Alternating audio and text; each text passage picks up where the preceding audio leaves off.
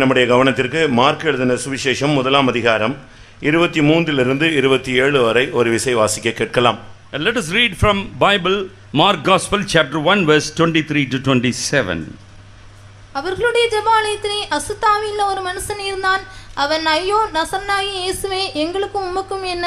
எங்களை கெடுக்கவா வந்தீர்? உம்மை இன்னார் என்று அறிவேன். நீ தேவனுடைய பரிசுத்தர் என்று சத்தமிட்டான். அதற்கு இயேசு, நீ பேசாமல் இவனை விட்டு புறப்பட்டு போய் என்று அதை அதட்டினார். உடனே அந்த அசுத்தாவி அவனை அலக்களித்து மிகுந்த சத்தமிட்டு அவனை விட்டு போய்விட்டது. எல்லோரும் ஆச்சரியப்பட்டு, இது என்ன? இந்த புதிய உபதேசம் எப்படிப்பட்டது? இவர் அதிகாரத்தோடைய அசுத்தாவிகளுக்கு கட்டளையிடுகிறார், அவைகள் இவர்களுக்கு கீழ்ப்படுகிறது என்று தங்களுக்குள்ளே ஒருவரோடொருவர் சொல்லிக் கொண்டார்கள். And there was in the synagogue a man with an unclean spirit, and he cried out, saying, Let us alone, what have we to do with thee? Thou Jesus of Nazareth, art thou come to destroy us? I know thee who thou art, the Holy One of God. And Jesus rebuked him, saying, Hold thy peace, and come out of him. And when the unclean spirit had torn him, and cried with a loud voice, he came out of him.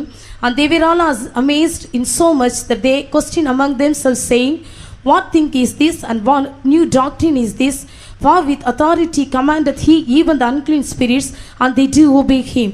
கர்த்தருடைய பரிசுத்த நாமத்துக்கு மகிமை உண்டாவதாக. May glory be to the name of the Lord. ஆண்டவராகிய இயேசு கிறிஸ்து இந்த உலகத்தில் இருந்த பொழுது நடந்ததான ஒரு சம்பவத்தை நாம் இப்பொழுது வாசிக்க கேட்டோம். And we have just now read one incident that took place when Jesus was alive on this earth. ஆண்டவராகிய இயேசு கிறிஸ்து இந்த உலகத்தில் இருந்த பொழுது அவர் போன இடங்களில் எல்லாம் அதிசயங்களையும் அற்புதங்களையும் மகத்தான செய்கைகளையும் செய்ததாக நாம் வேதத்திலே வாசிக்க முடியும். In the scripture we can read through and through when Jesus went about during his lifetime, he was doing forth many signs and wonders and performing miracles in his life. இங்கே ஜெப ஆலயத்திலே அவர் கடந்து போகிறார் என்று நாம் பார்க்கிறோம். Herein we see Jesus walking into the synagogue of Israel. அங்கே பலதரப்பட்ட ஜனங்கள் இருந்தார்கள். There were many people residing in synagogue. ஆனால் அவைகளுக்கு மத்தியிலே அவர்களுக்கு மத்தியில் ஒரு அசுத்தாவினால் தாக்கப்பட்ட ஒரு மனிதனும் அமர்ந்திருந்தான். In the midst of them there was an unclean spirit, a man possessed with the devil. அந்த ஆவி அவனுடைய வாழ்க்கையை சீரழித்துக் கொண்டிருந்தது.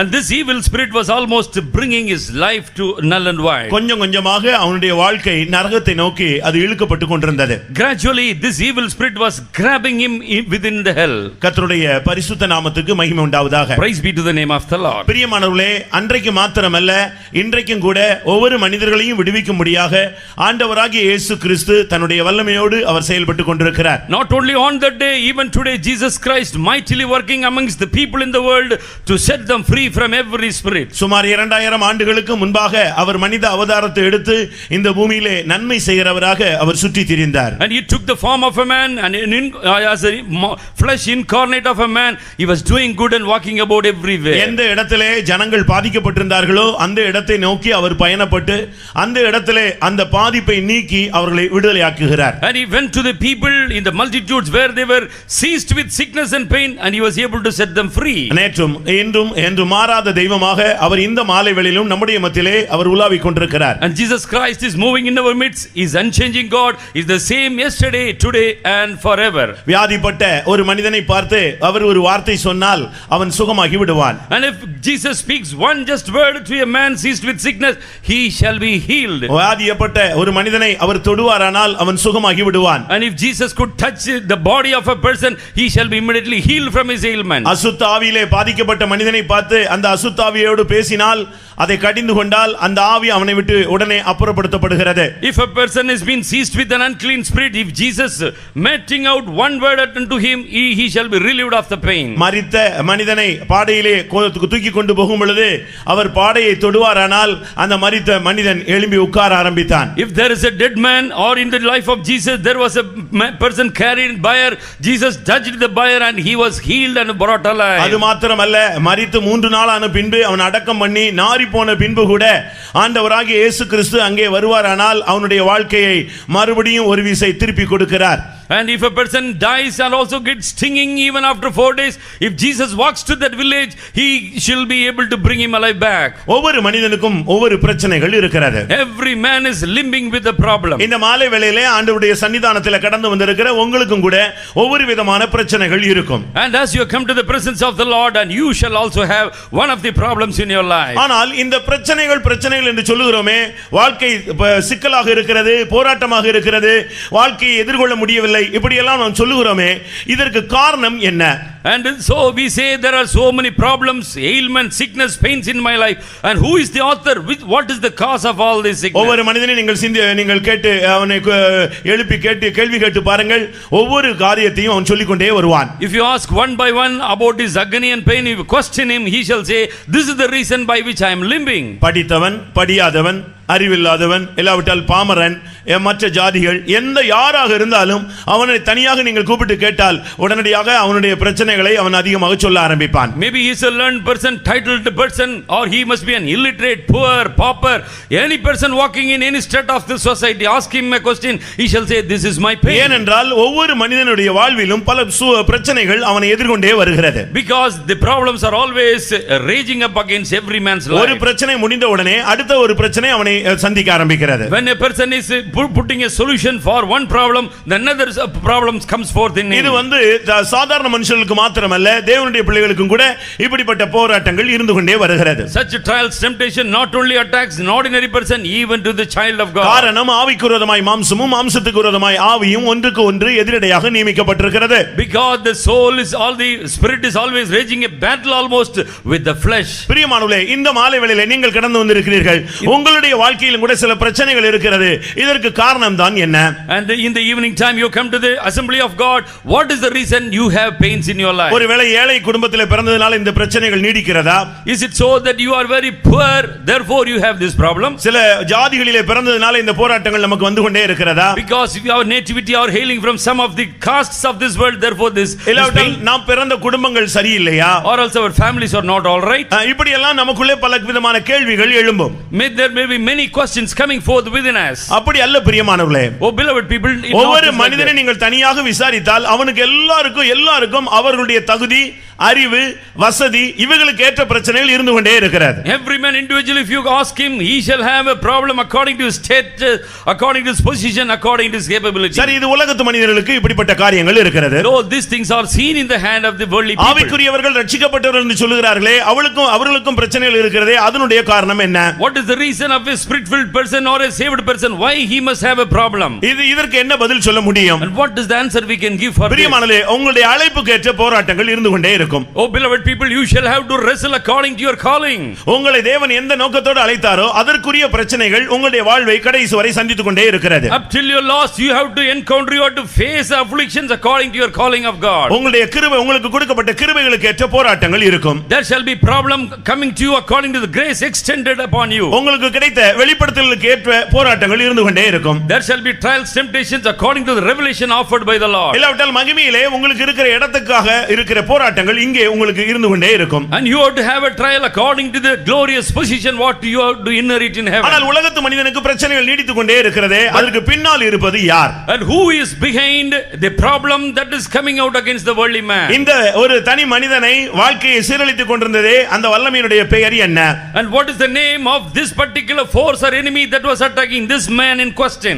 அவனுடைய பெயர் தான் அசுத்த ஆவி, இல்லாவிட்டால் சாத்தான் என்று அவன் வர்ணிக்கப்படுகிறான். And he's been described in the scripture as unclean spirit or else it's Satan. எந்த ஒரு வியாதிக்கும் பின்னாக, எந்த ஒரு பிரச்சனைகள், எந்த கலக்கத்துக்கும் பின்பாக, எந்த ஒரு சண்டைக்கும் பின்பாக ஒரு ஆவியினுடைய தாக்குதல் இருக்கிறது என்பதை நான் உங்களுக்கு வலியுறுத்தி சொல்கிறேன். And I emphasize one important point you onset, that behind every fighting, every problem, every wars in this world, there is be a evil force attacking. அது ஒரு தனி மனித வாழ்விலே இந்த தாக்குதல் எப்பொழுதும் இருந்து கொண்டே இருக்கிறது. In an individual's life this attack is going to be forever. ஒருவேளை உங்களுக்கு மனைவி சரியில்லை என்று நீங்கள் சொல்லிக் கொண்டே இருப்பீர்கள். Maybe we are colloquially saying my wife is not right. குடும்பம் நல்லதில்லை என்று சொல்லிக் கொண்டே இருப்பீர்கள். Or else we may be saying my family is not good. எனக்கு வாய்த்த புருஷன் சரியில்லை என்று நீங்கள் ஒரு ரைம்ஸ் மாதிரி சொல்லிக் கொண்டே இருப்பீர்கள். You may be saying as a rhyme that my husband is not good.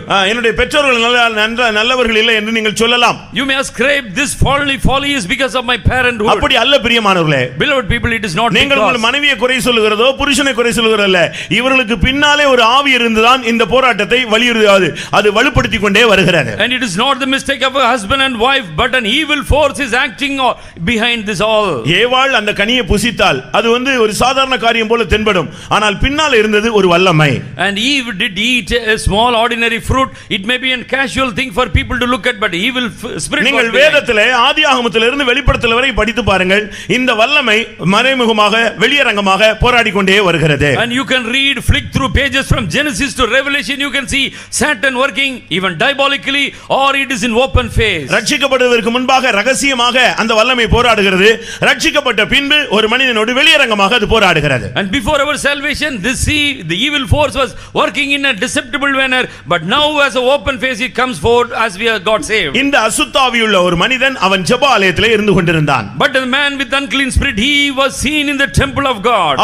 அவன் ஜெப கூட்டத்திலே தான் இருந்தான். And he was of course in a synagogue for prayer. ஆனால் அந்த ஆவியை யாருமே மேற்கொள்ள முடியவில்லை. But there was nobody to offer him a deliverance. ஏனென்றால் பிரியமானவர்களே, பிசாசை வைத்து பிசாசை மேற்கொள்ள இயலாது. Because you cannot prevail against the devil by the power of a devil. ஒரு இடத்திலே ஒரு சகோதரி ஒரு அந்நிய வல்லமையினாலே தாக்கப்பட்டு அந்த குடும்பம் சீரழிந்து கொண்டிருந்தது. In one particular place, one sister was seized with devil and she was attacked by the devil. அதே குடும்பத்திலே அவர்களும் கூட விக்கிரகத்தை வணங்குகிறவர்கள் தான். But that family people, they were idol worshippers. இப்பொழுது அந்த தகப்பன் அந்த ஒரு வல்லமையினாலே அவர் ஆடுவார்.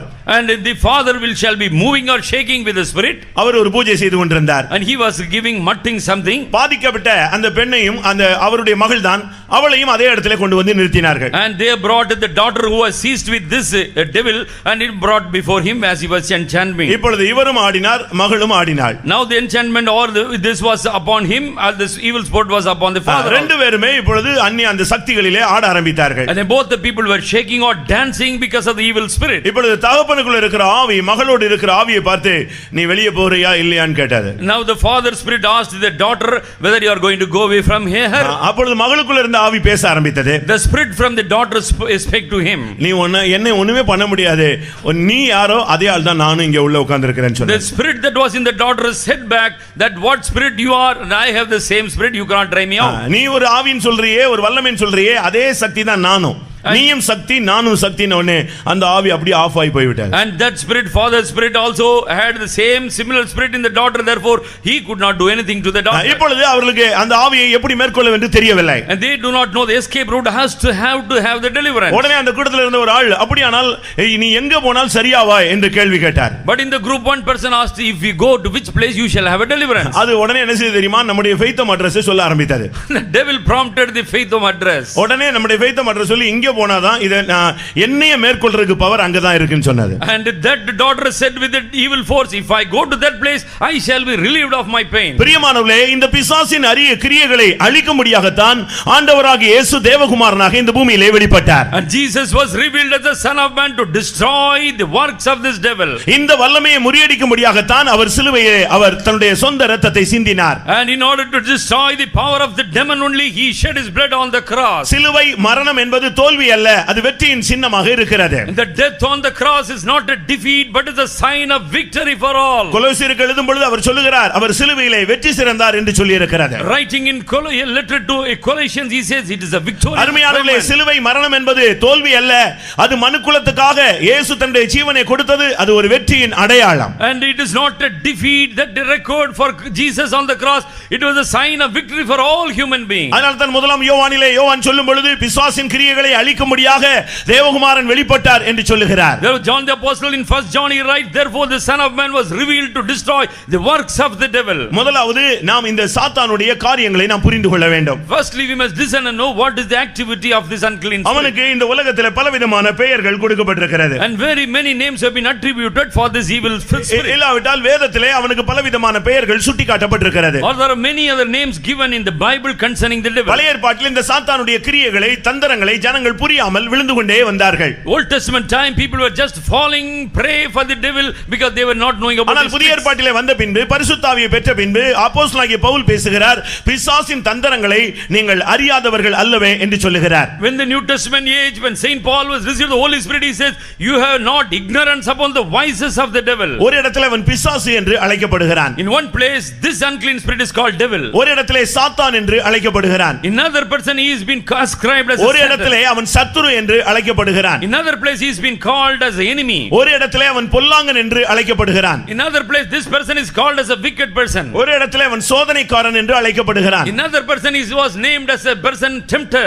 இன்னொரு இடத்திலே அவன் பொய்யன் என்று அழைக்கப்படுகிறான். Another person the devil is called a liar. ஒரு இடத்திலே அசுத்த ஆவி என்று அழைக்கப்படுகிறான். One person one place it is called unclean spirit. ஒரு இடத்திலே இம்பிரபஞ்சத்தின் அந்தகார லோகாதிபதி என்று அழைக்கப்படுகிறான். And in one place he is called the prince of the world or of the darkness. அதே இடத்திலே வான மண்டலங்களில் உள்ள பொல்லாத ஆவிகளின் சேனைகள் என்று அழைக்கப்படுகிறான். Another person he has been called the host that is working in the high places. பிரியமானவர்களே, இன்றைக்கு உலகத்திலே பிசாசு என்று சொன்ன உடனே ஜனங்கள் பயந்து போய் விடுகிறார்கள். Today generally when people say devil means all are afraid of. உலகம் பலவிதமான வல்லமைகளோடு எதிர்த்து போராடுகிறது, ஆனால் பிசாசோடு அவைகள் எதிர்த்து போராடுகிறதில்லை. The world is having so many problems, they are battling but not against this devil. நாம் ஒரு கூட்டத்தார் தான் பிசாசை எதிர்த்து நாம் போராடுகிறோம். Only one group, we are only people waging a battle against devil. பிரியமானவர்களே, உங்களுடைய வாழ்க்கையிலே இந்த நான் சில வசனங்களை வைக்கிறேன், அப்பொழுது உங்களுடைய வாழ்க்கையிலே இந்த தாக்குதல் இருக்கிறதா என்பதை நீங்கள் சிந்தித்து பாருங்கள். I am going to place before you divine verses. You meditate in your life whether you have this problem of the devil. அன்றை எத்தனையோ வருடம் அந்த அசுத்த ஆவியினால் அந்த மனிதனுடைய வாழ்க்கை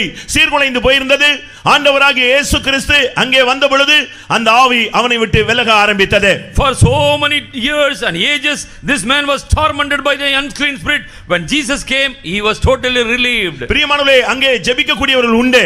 And there were people to pray in the synagogue. ஏனென்றால் அது ஒரு ஜெப ஆலயம். Because this is the synagogue for prayer. அந்த இடத்துல ஜெப வீரர்கள் உண்டு. And there will be prayer warriors. ஜெப ஆலய தலைவன் உண்டு. There shall be a leader of அந்த the நேரத்திலே synagogue. சரியாக ஜெபம் நடந்து கொண்டே இருந்தது. The correct time according to time they shall be prayers. ஆனால் இந்த அசுத்த ஆவியை அவர்களாலே மேற்கொள்ள முடியாமல் அவர்கள் ஜெபித்துக் கொண்டே வந்தார்கள். But they were continually praying but not able to prevail against this unclean spirit. ஆனால் ஆண்டவர் அவனுடைய நிர்பந்தமான நிலவரத்தை அறிந்து அதே ஜெப ஆலயத்துக்கு இயேசு கடந்து வந்தார். But knowing the despicable state of this man, Jesus walked into the synagogue on that day. அருமையானவர்களே, உங்களுடைய வாழ்க்கையிலும் கூட சில போராட்டங்கள், சில பிரச்சனைகள், மறைமுகமான தாக்குதல்கள் இருந்து கொண்டே வரலாம். Even in your life you will have some problems within you, hidden deep in you against your life. இவைகளுக்கு காரணம் தெரியாமல் நீங்கள் ஓடிக்கொண்டே இருக்கலாம். You may be walking hither thither not knowing what is the reason behind. நீங்கள் ஒருவேளை ஜெப உதவியை கூட நாடி இருக்கலாம். You must have besought people for even praying help. ஆனாலும் கூட உங்களுடைய வாழ்க்கையிலே மாற்றங்கள் இதுவரை நடந்திருக்காமல் இருக்கும்.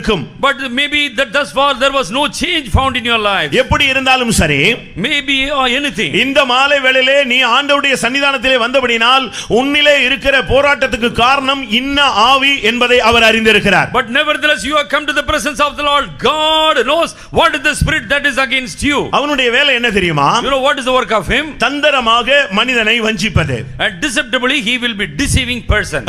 ஏதேன் தோட்டத்திலே முதலாவது ஒரு பிரசங்கம் அருளப்பட்டது. And there was a sermon offered by the devil in the garden of Eden. அது என்ன பிரசங்கம்? You know what was the sermon? இந்த கனியை புசிக்கும் நாளில் நீ சாகவே சாவாய். On the day you shall eat this fruit, that day you shall die.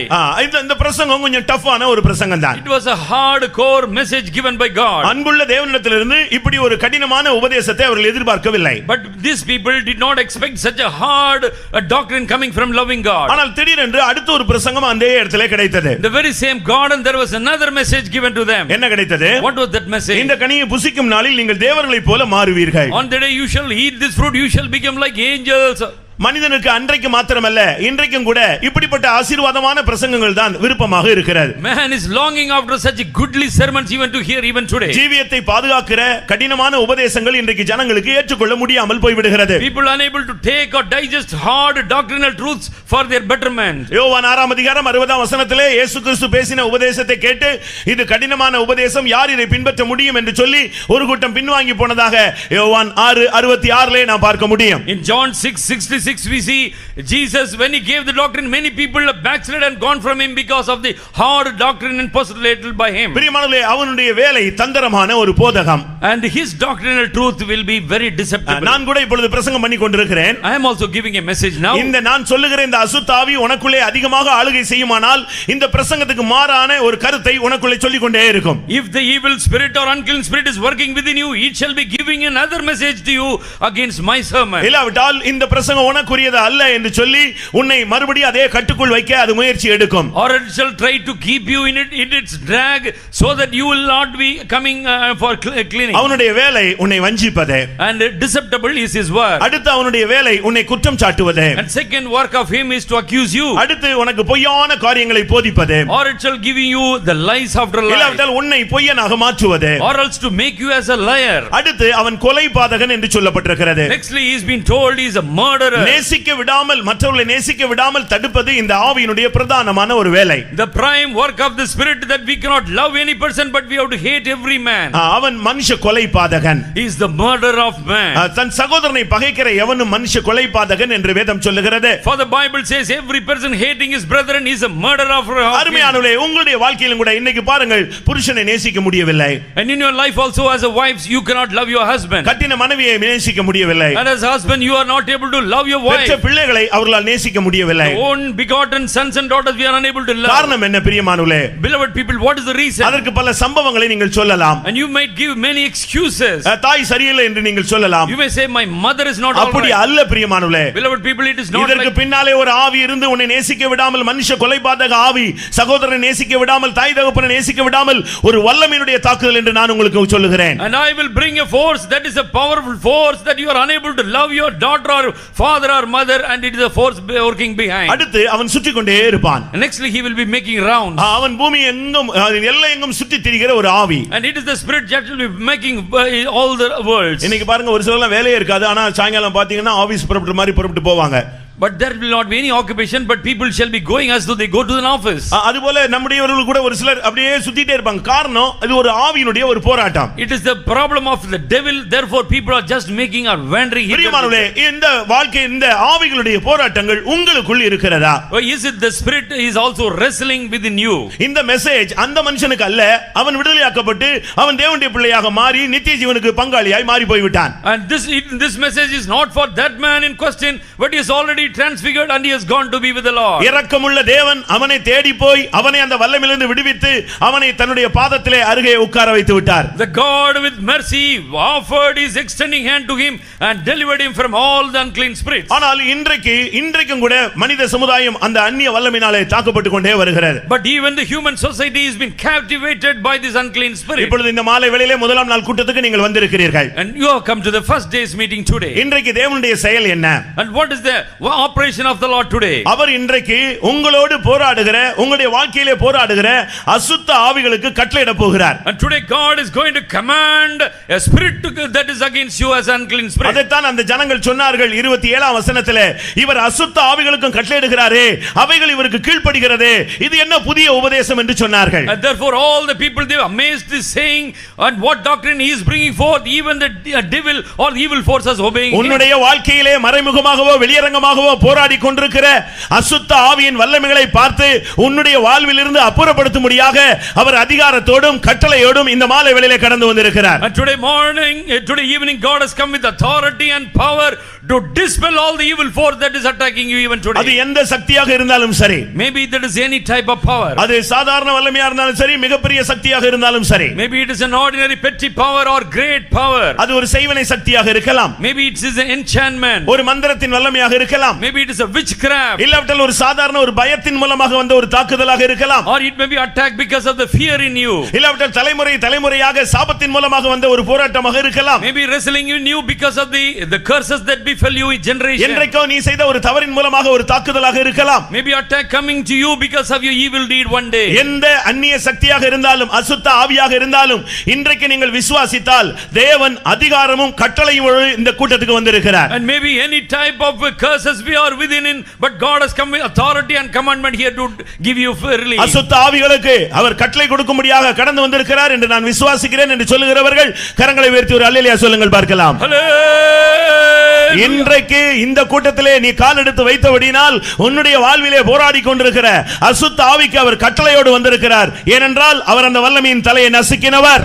And because he has come with authority and commandment to drive out the evil force, because he has come with that power always. பிரியமானவர்களே, உங்களுடைய வாழ்க்கையிலே இந்த வல்லமையினுடைய தாக்குதல் இருக்கிறதா? And is it so that you have such a wrestling within your life? நீங்கள் பாருங்கள், முந்தைய நாட்களிலே பிசாசு பிடித்தால் ஆடுவார்கள். In former days, when a person sees with devil, they shall be shaking. இப்பொழுது கொஞ்சம் தான் ஆடுறாங்க. But some people are shaking too. ஏனென்றால் அது இப்பொழுது தன்னுடைய செயலை மாற்றி கொண்டு விட்டது. ஆடினால் கண்டுபிடித்து விடுகிறார்கள் என்று சொல்லி இப்ப ஆடுறதே கிடையாது. But the devil is not shaking its head because people will identify. அதுபோல ஆடுகிற ஆவியை சீக்கிரமா துரத்தலாம். ஆடாத ஆவியை தான் துரத்துறது கஷ்டமான ஒரு காரியம். It is a very easy to drive out devil which is shaking, but a person is talkingly quiet, you cannot drive him out easily. இப்பொழுது கூட சரியான ஒரு தேவ சமூகம் நம்முடைய மத்தியில் வருமானால் அநேகர் ஆட ஆரம்பிப்பார்கள். But if a good presence of the Lord is found in our midst, many shall be shaking. அநேகர் தங்களை விசுவாசிகள் என்று வெளியே சொல்லிக் கொள்கிறார்கள். அவர்களுக்குள்ள கூட சில போராட்டங்கள் இருப்பது அவர்களுக்கு தெரியாது. And people are, maybe they are calling themselves believers, there shall be some problem within them, they will not know. ஒரு சகோதரியுடைய வாழ்க்கையில ஒரு சின்ன போராட்டம் இருந்து கொண்டே இருந்தது. One brother had one problem, சகோதரி, one sister had a problem. அவர்களை கொண்டு போய் பாஸ்டர்ட்ட விட்டு பொழுது, ஒரு பெரிய பாஸ்டர்ட்ட விட்ட பொழுது, and when she was taken to a big pastor, அப்பொழுதுதான் அவர் கண்டுபிடித்தார் இது ஒரு அசுத்த ஆவி என்று கண்டுபிடித்தார். the pastor able to sense and find out that is an evil spirit. நீ இந்த சபைக்கு எத்தனை வருஷமானது என்று கேட்டார். And pastor asked that lady, how long you have visited our church? நான் 27 வருடமாக இந்த சபைக்கு வருகிறேன்னு சொன்னார். I said, I am a member in the church for 27 years. யாருமே உன்னை கண்டுபிடிக்கவில்லையான்னு கேட்டார். And nobody is to identify you. நான் காத்திருமுட்டு போவேன், கொஞ்சம் அடக்கி வாசித்துக் கொள்வேன். I will go to the tearing meeting, I shall get the infilling and I just go back. அப்ப எப்படி உன்னை கண்டுபிடிக்கலன்னு சொன்னா நானும் அந்நிய பாஷை பேசுவேன்ல அப்படினு சொல்லாது. And she said that nobody can find me out because I will also speak some words. நானும் ஏதாவது ஒரு அந்நிய பாஷை பேசுவேன், எனக்கு அபிஷேகம் நினைச்சிட்டு அவங்க விட்டுட்டாங்க என்னைய. But I shall be speaking something in the tongues and they shall leave me free. இதுதான் இன்னைக்கு அநேகருக்குள்ள இருக்குன்னு நான் நினைக்கிறேன். And I think this many of us shall have. ஏனென்றால் ஸ்வாவங்கள் அபிஷேகம் என்பது அவனுடைய ஸ்வாவத்தை மாற்றக்கூடிய ஒரு சக்தி. அது நடைபெறாமல் இருந்தால் அவனுக்குள்ள இருப்பது வேற ஒரு ஆவி. Suppose by the anointing of the Holy Spirit, if my character is not getting modeled, that means evil force is still in me. அந்த ஸ்வாவம் மாறாத பட்சத்தில் அவனுக்குள்ள இருந்து அவன் அந்நிய பாஷை பேசுகிறான் என்றால் அது இன்னொரு வல்லமை என்பதை நீங்கள் புரிந்து கொள்ள வேண்டும். Suppose his character or his trait is not getting changed, means there is another force operating within him. கர்த்தருடைய பரிசுத்த நாமத்துக்கு மகிமை உண்டாவதாக. Glory be to God's holy name. நான் இந்த வல்லமையினுடைய பாதிப்புகளை உங்களுக்கு சொல்ல விரும்புகிறேன். And I will describe what are the pains that comes to the person who is seized. இப்ப பிசாசு பிடிச்சவங்க எல்லாம் கை வைத்துங்க அப்படினா எத்தனை பேர் கை வைத்துவீங்க? How many of us will raise your hand if I am asking how many have the devil in us? அது வந்து அபசகுனமான ஒரு கேள்வி அது. But that is a very நாங்க கூட்டத்துக்கு வந்திருக்கோம், என்னைய போய் பிசாசு பிடிச்சவங்க எல்லாம் கை வைத்துனா அப்ப வந்திருக்கவங்க எல்லாம் பிசாசு பிடிச்சவனான்னு கேப்பீங்க. And you will ask that if you have come to the meeting to worship the Lord and if you say demon possessed mean how can we raise? நான் ஒரு 10-15 வசனம் வைக்கிறேன், அதுக்கு பிறகு பாத்துங்க நீங்க எல்லாரும் ஒழுங்கா கை வைத்துவீங்க.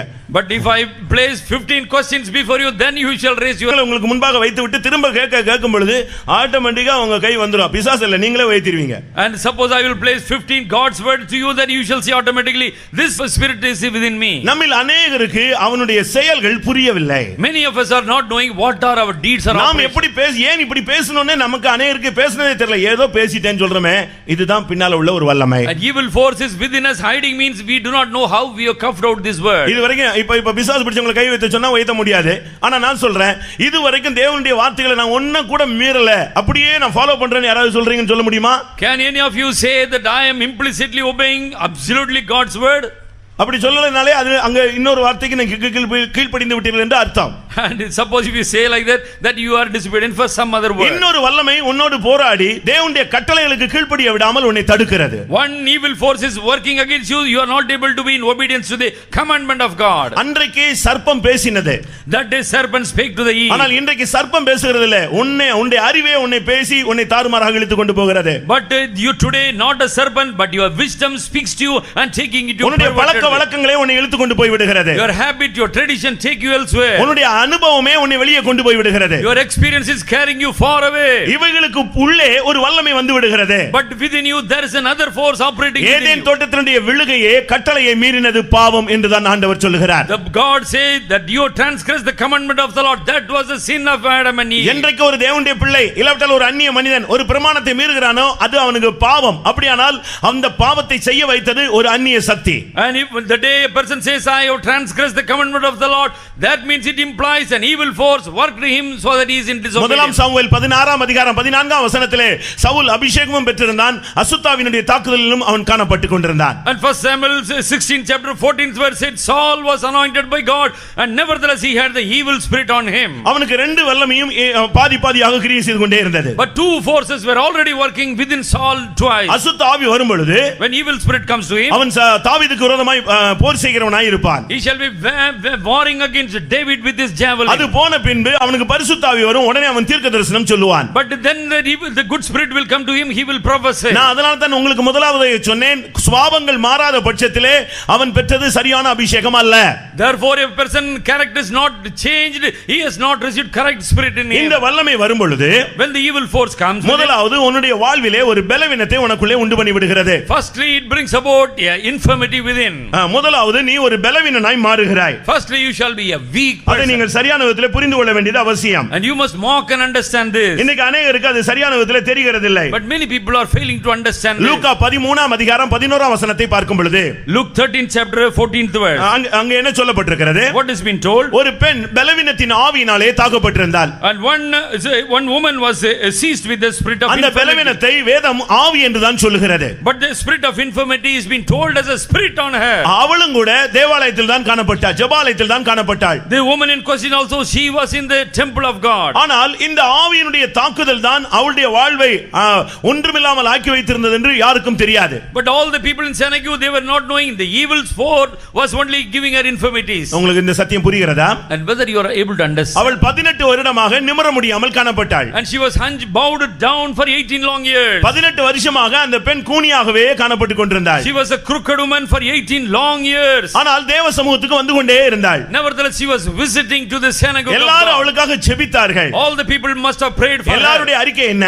What was the conviction of all? இது அவளுடைய சரீர பலவீனம். This is the infirmity of this woman. அந்த எலும்புல அவளுக்கு ஸ்ட்ரெngth இல்ல.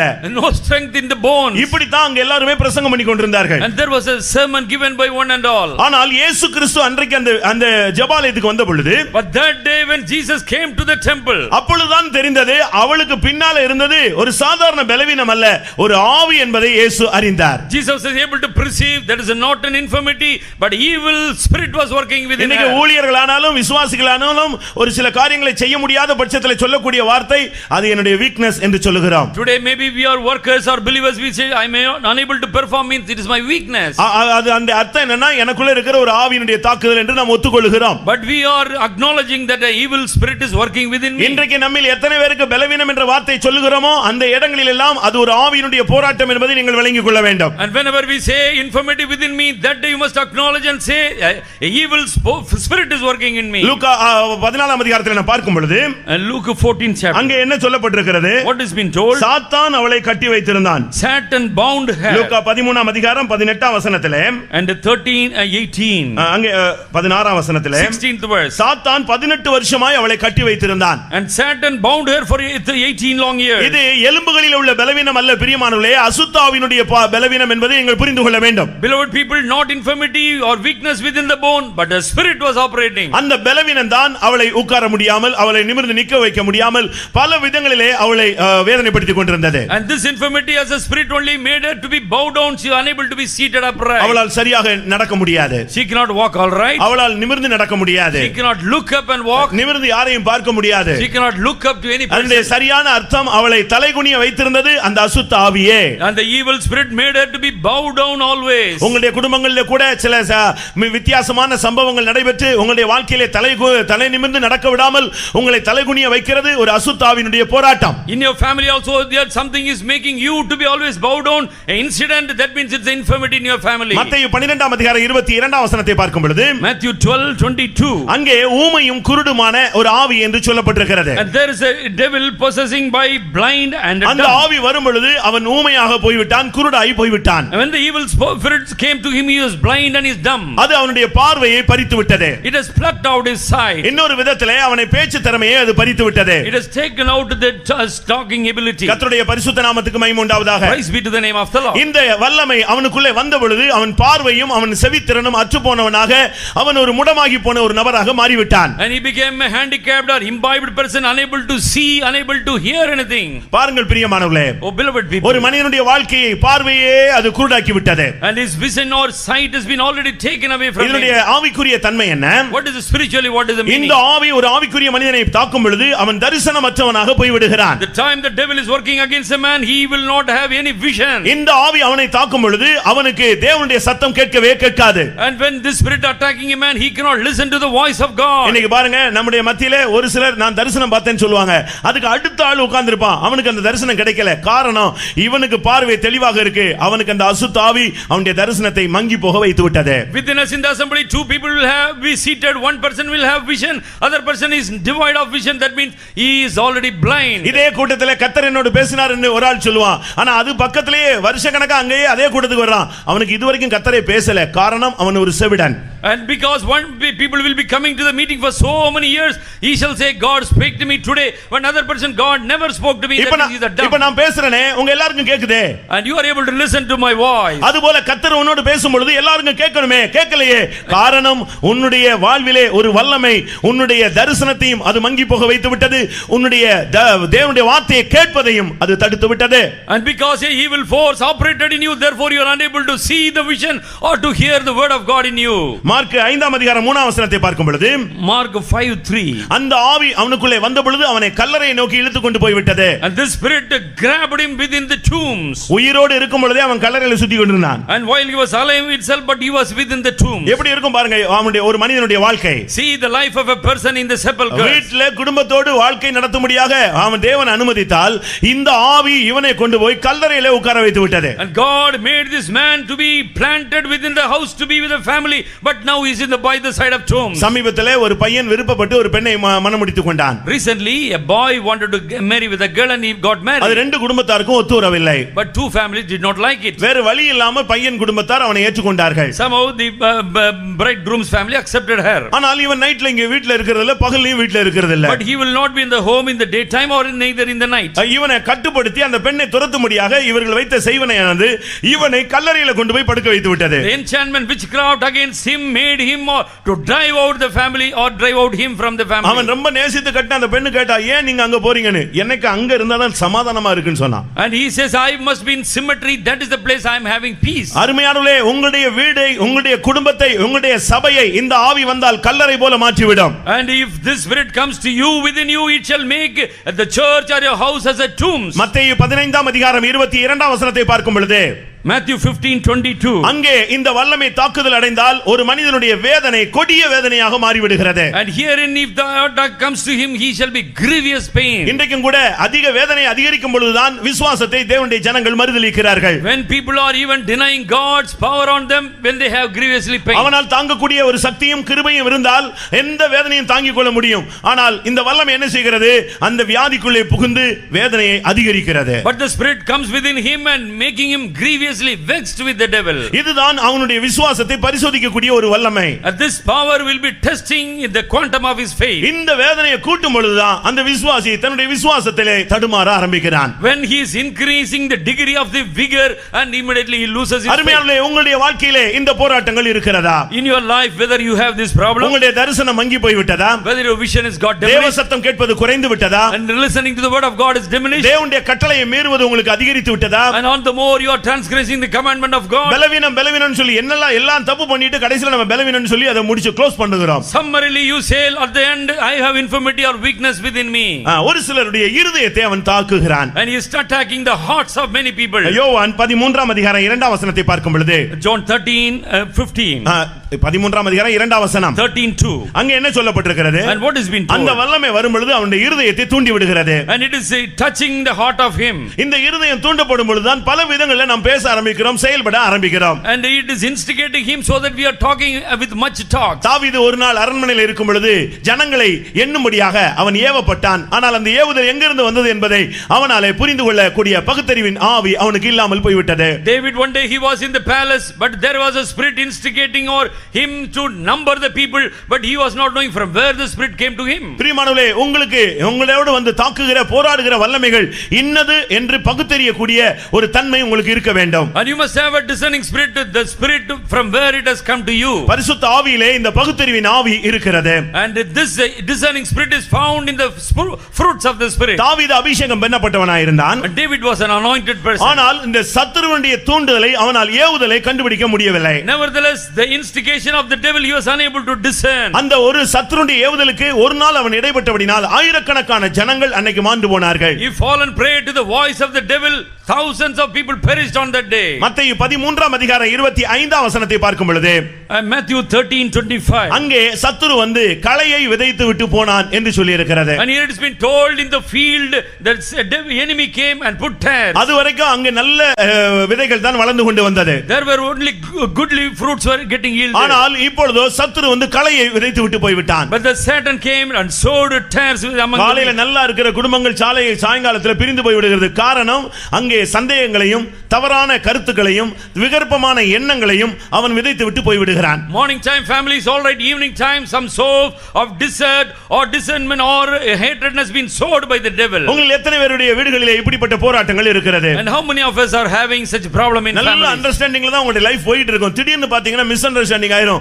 ஒரே நாள்ல பிரிஞ்சு போற அளவுக்கு பிசாசு உங்களை இழுத்து கொண்டு போய் நிறுத்துவான். The devil in a particular day you shall have all peacefulness, but he will bring something so that he will make disarray. And அதுக்கு காரணம் அவன் வந்து தவறான விதைகளை விதைத்து விட்டு போகிறான். Because the erroneous perverted tares have been sowed by the devil. அருமையானவர்களே, உங்களிலே இப்படிப்பட்ட தாக்குதல் இருக்கிறதா? And do you have such a power working within you? நல்ல நீங்க யாரை நேசிங்களோ அவங்கள பத்தி தவறா யாராவது வந்து ஒருத்தங்க சொல்லிட்டு போயிடுவாங்க. Maybe some people are prompting some evil concerning the person you love. அதுவரைக்கும் நீங்க அவங்கள நல்ல நோக்கத்தோடு பாப்பீங்க. அதுக்கு பிறகு உங்களுடைய பேச்சு, உங்களுடைய பார்வை, உங்களுடைய எண்ணங்கள் எல்லாமே அந்த விகற்பமான எண்ணத்தோட அமைந்து விடுகிறது. Thus far you may be looking at him as a goodly person, talking about him goodly manner, but now everything vision is changed. 2 கொரிந்தியர் 4ஆம் அதிகாரம் 4ஆம் வசனத்தை பார்க்கும் பொழுது இந்த வல்லமை வரும் பொழுதுதான் மனது குருடாகி போய் விடுகிறது. 2 Corinthians 4th chapter 4th verse says, when the evil force comes we are becoming blind. இன்றைக்கு இந்த சத்தியத்தை விசுவாசிக்க கூடாமல் அவர்கள் தள்ளப்பட்டு போகிறார்கள். And today people are being driven, they are unable to believe this gospel. அருமையானவர்களே, உங்களுடைய வாழ்க்கையிலே இந்த சத்தியத்தை உங்களால் விசுவாசிக்க முடிகிறதா? Beloved people, are you able to sense and realize this the truth to you?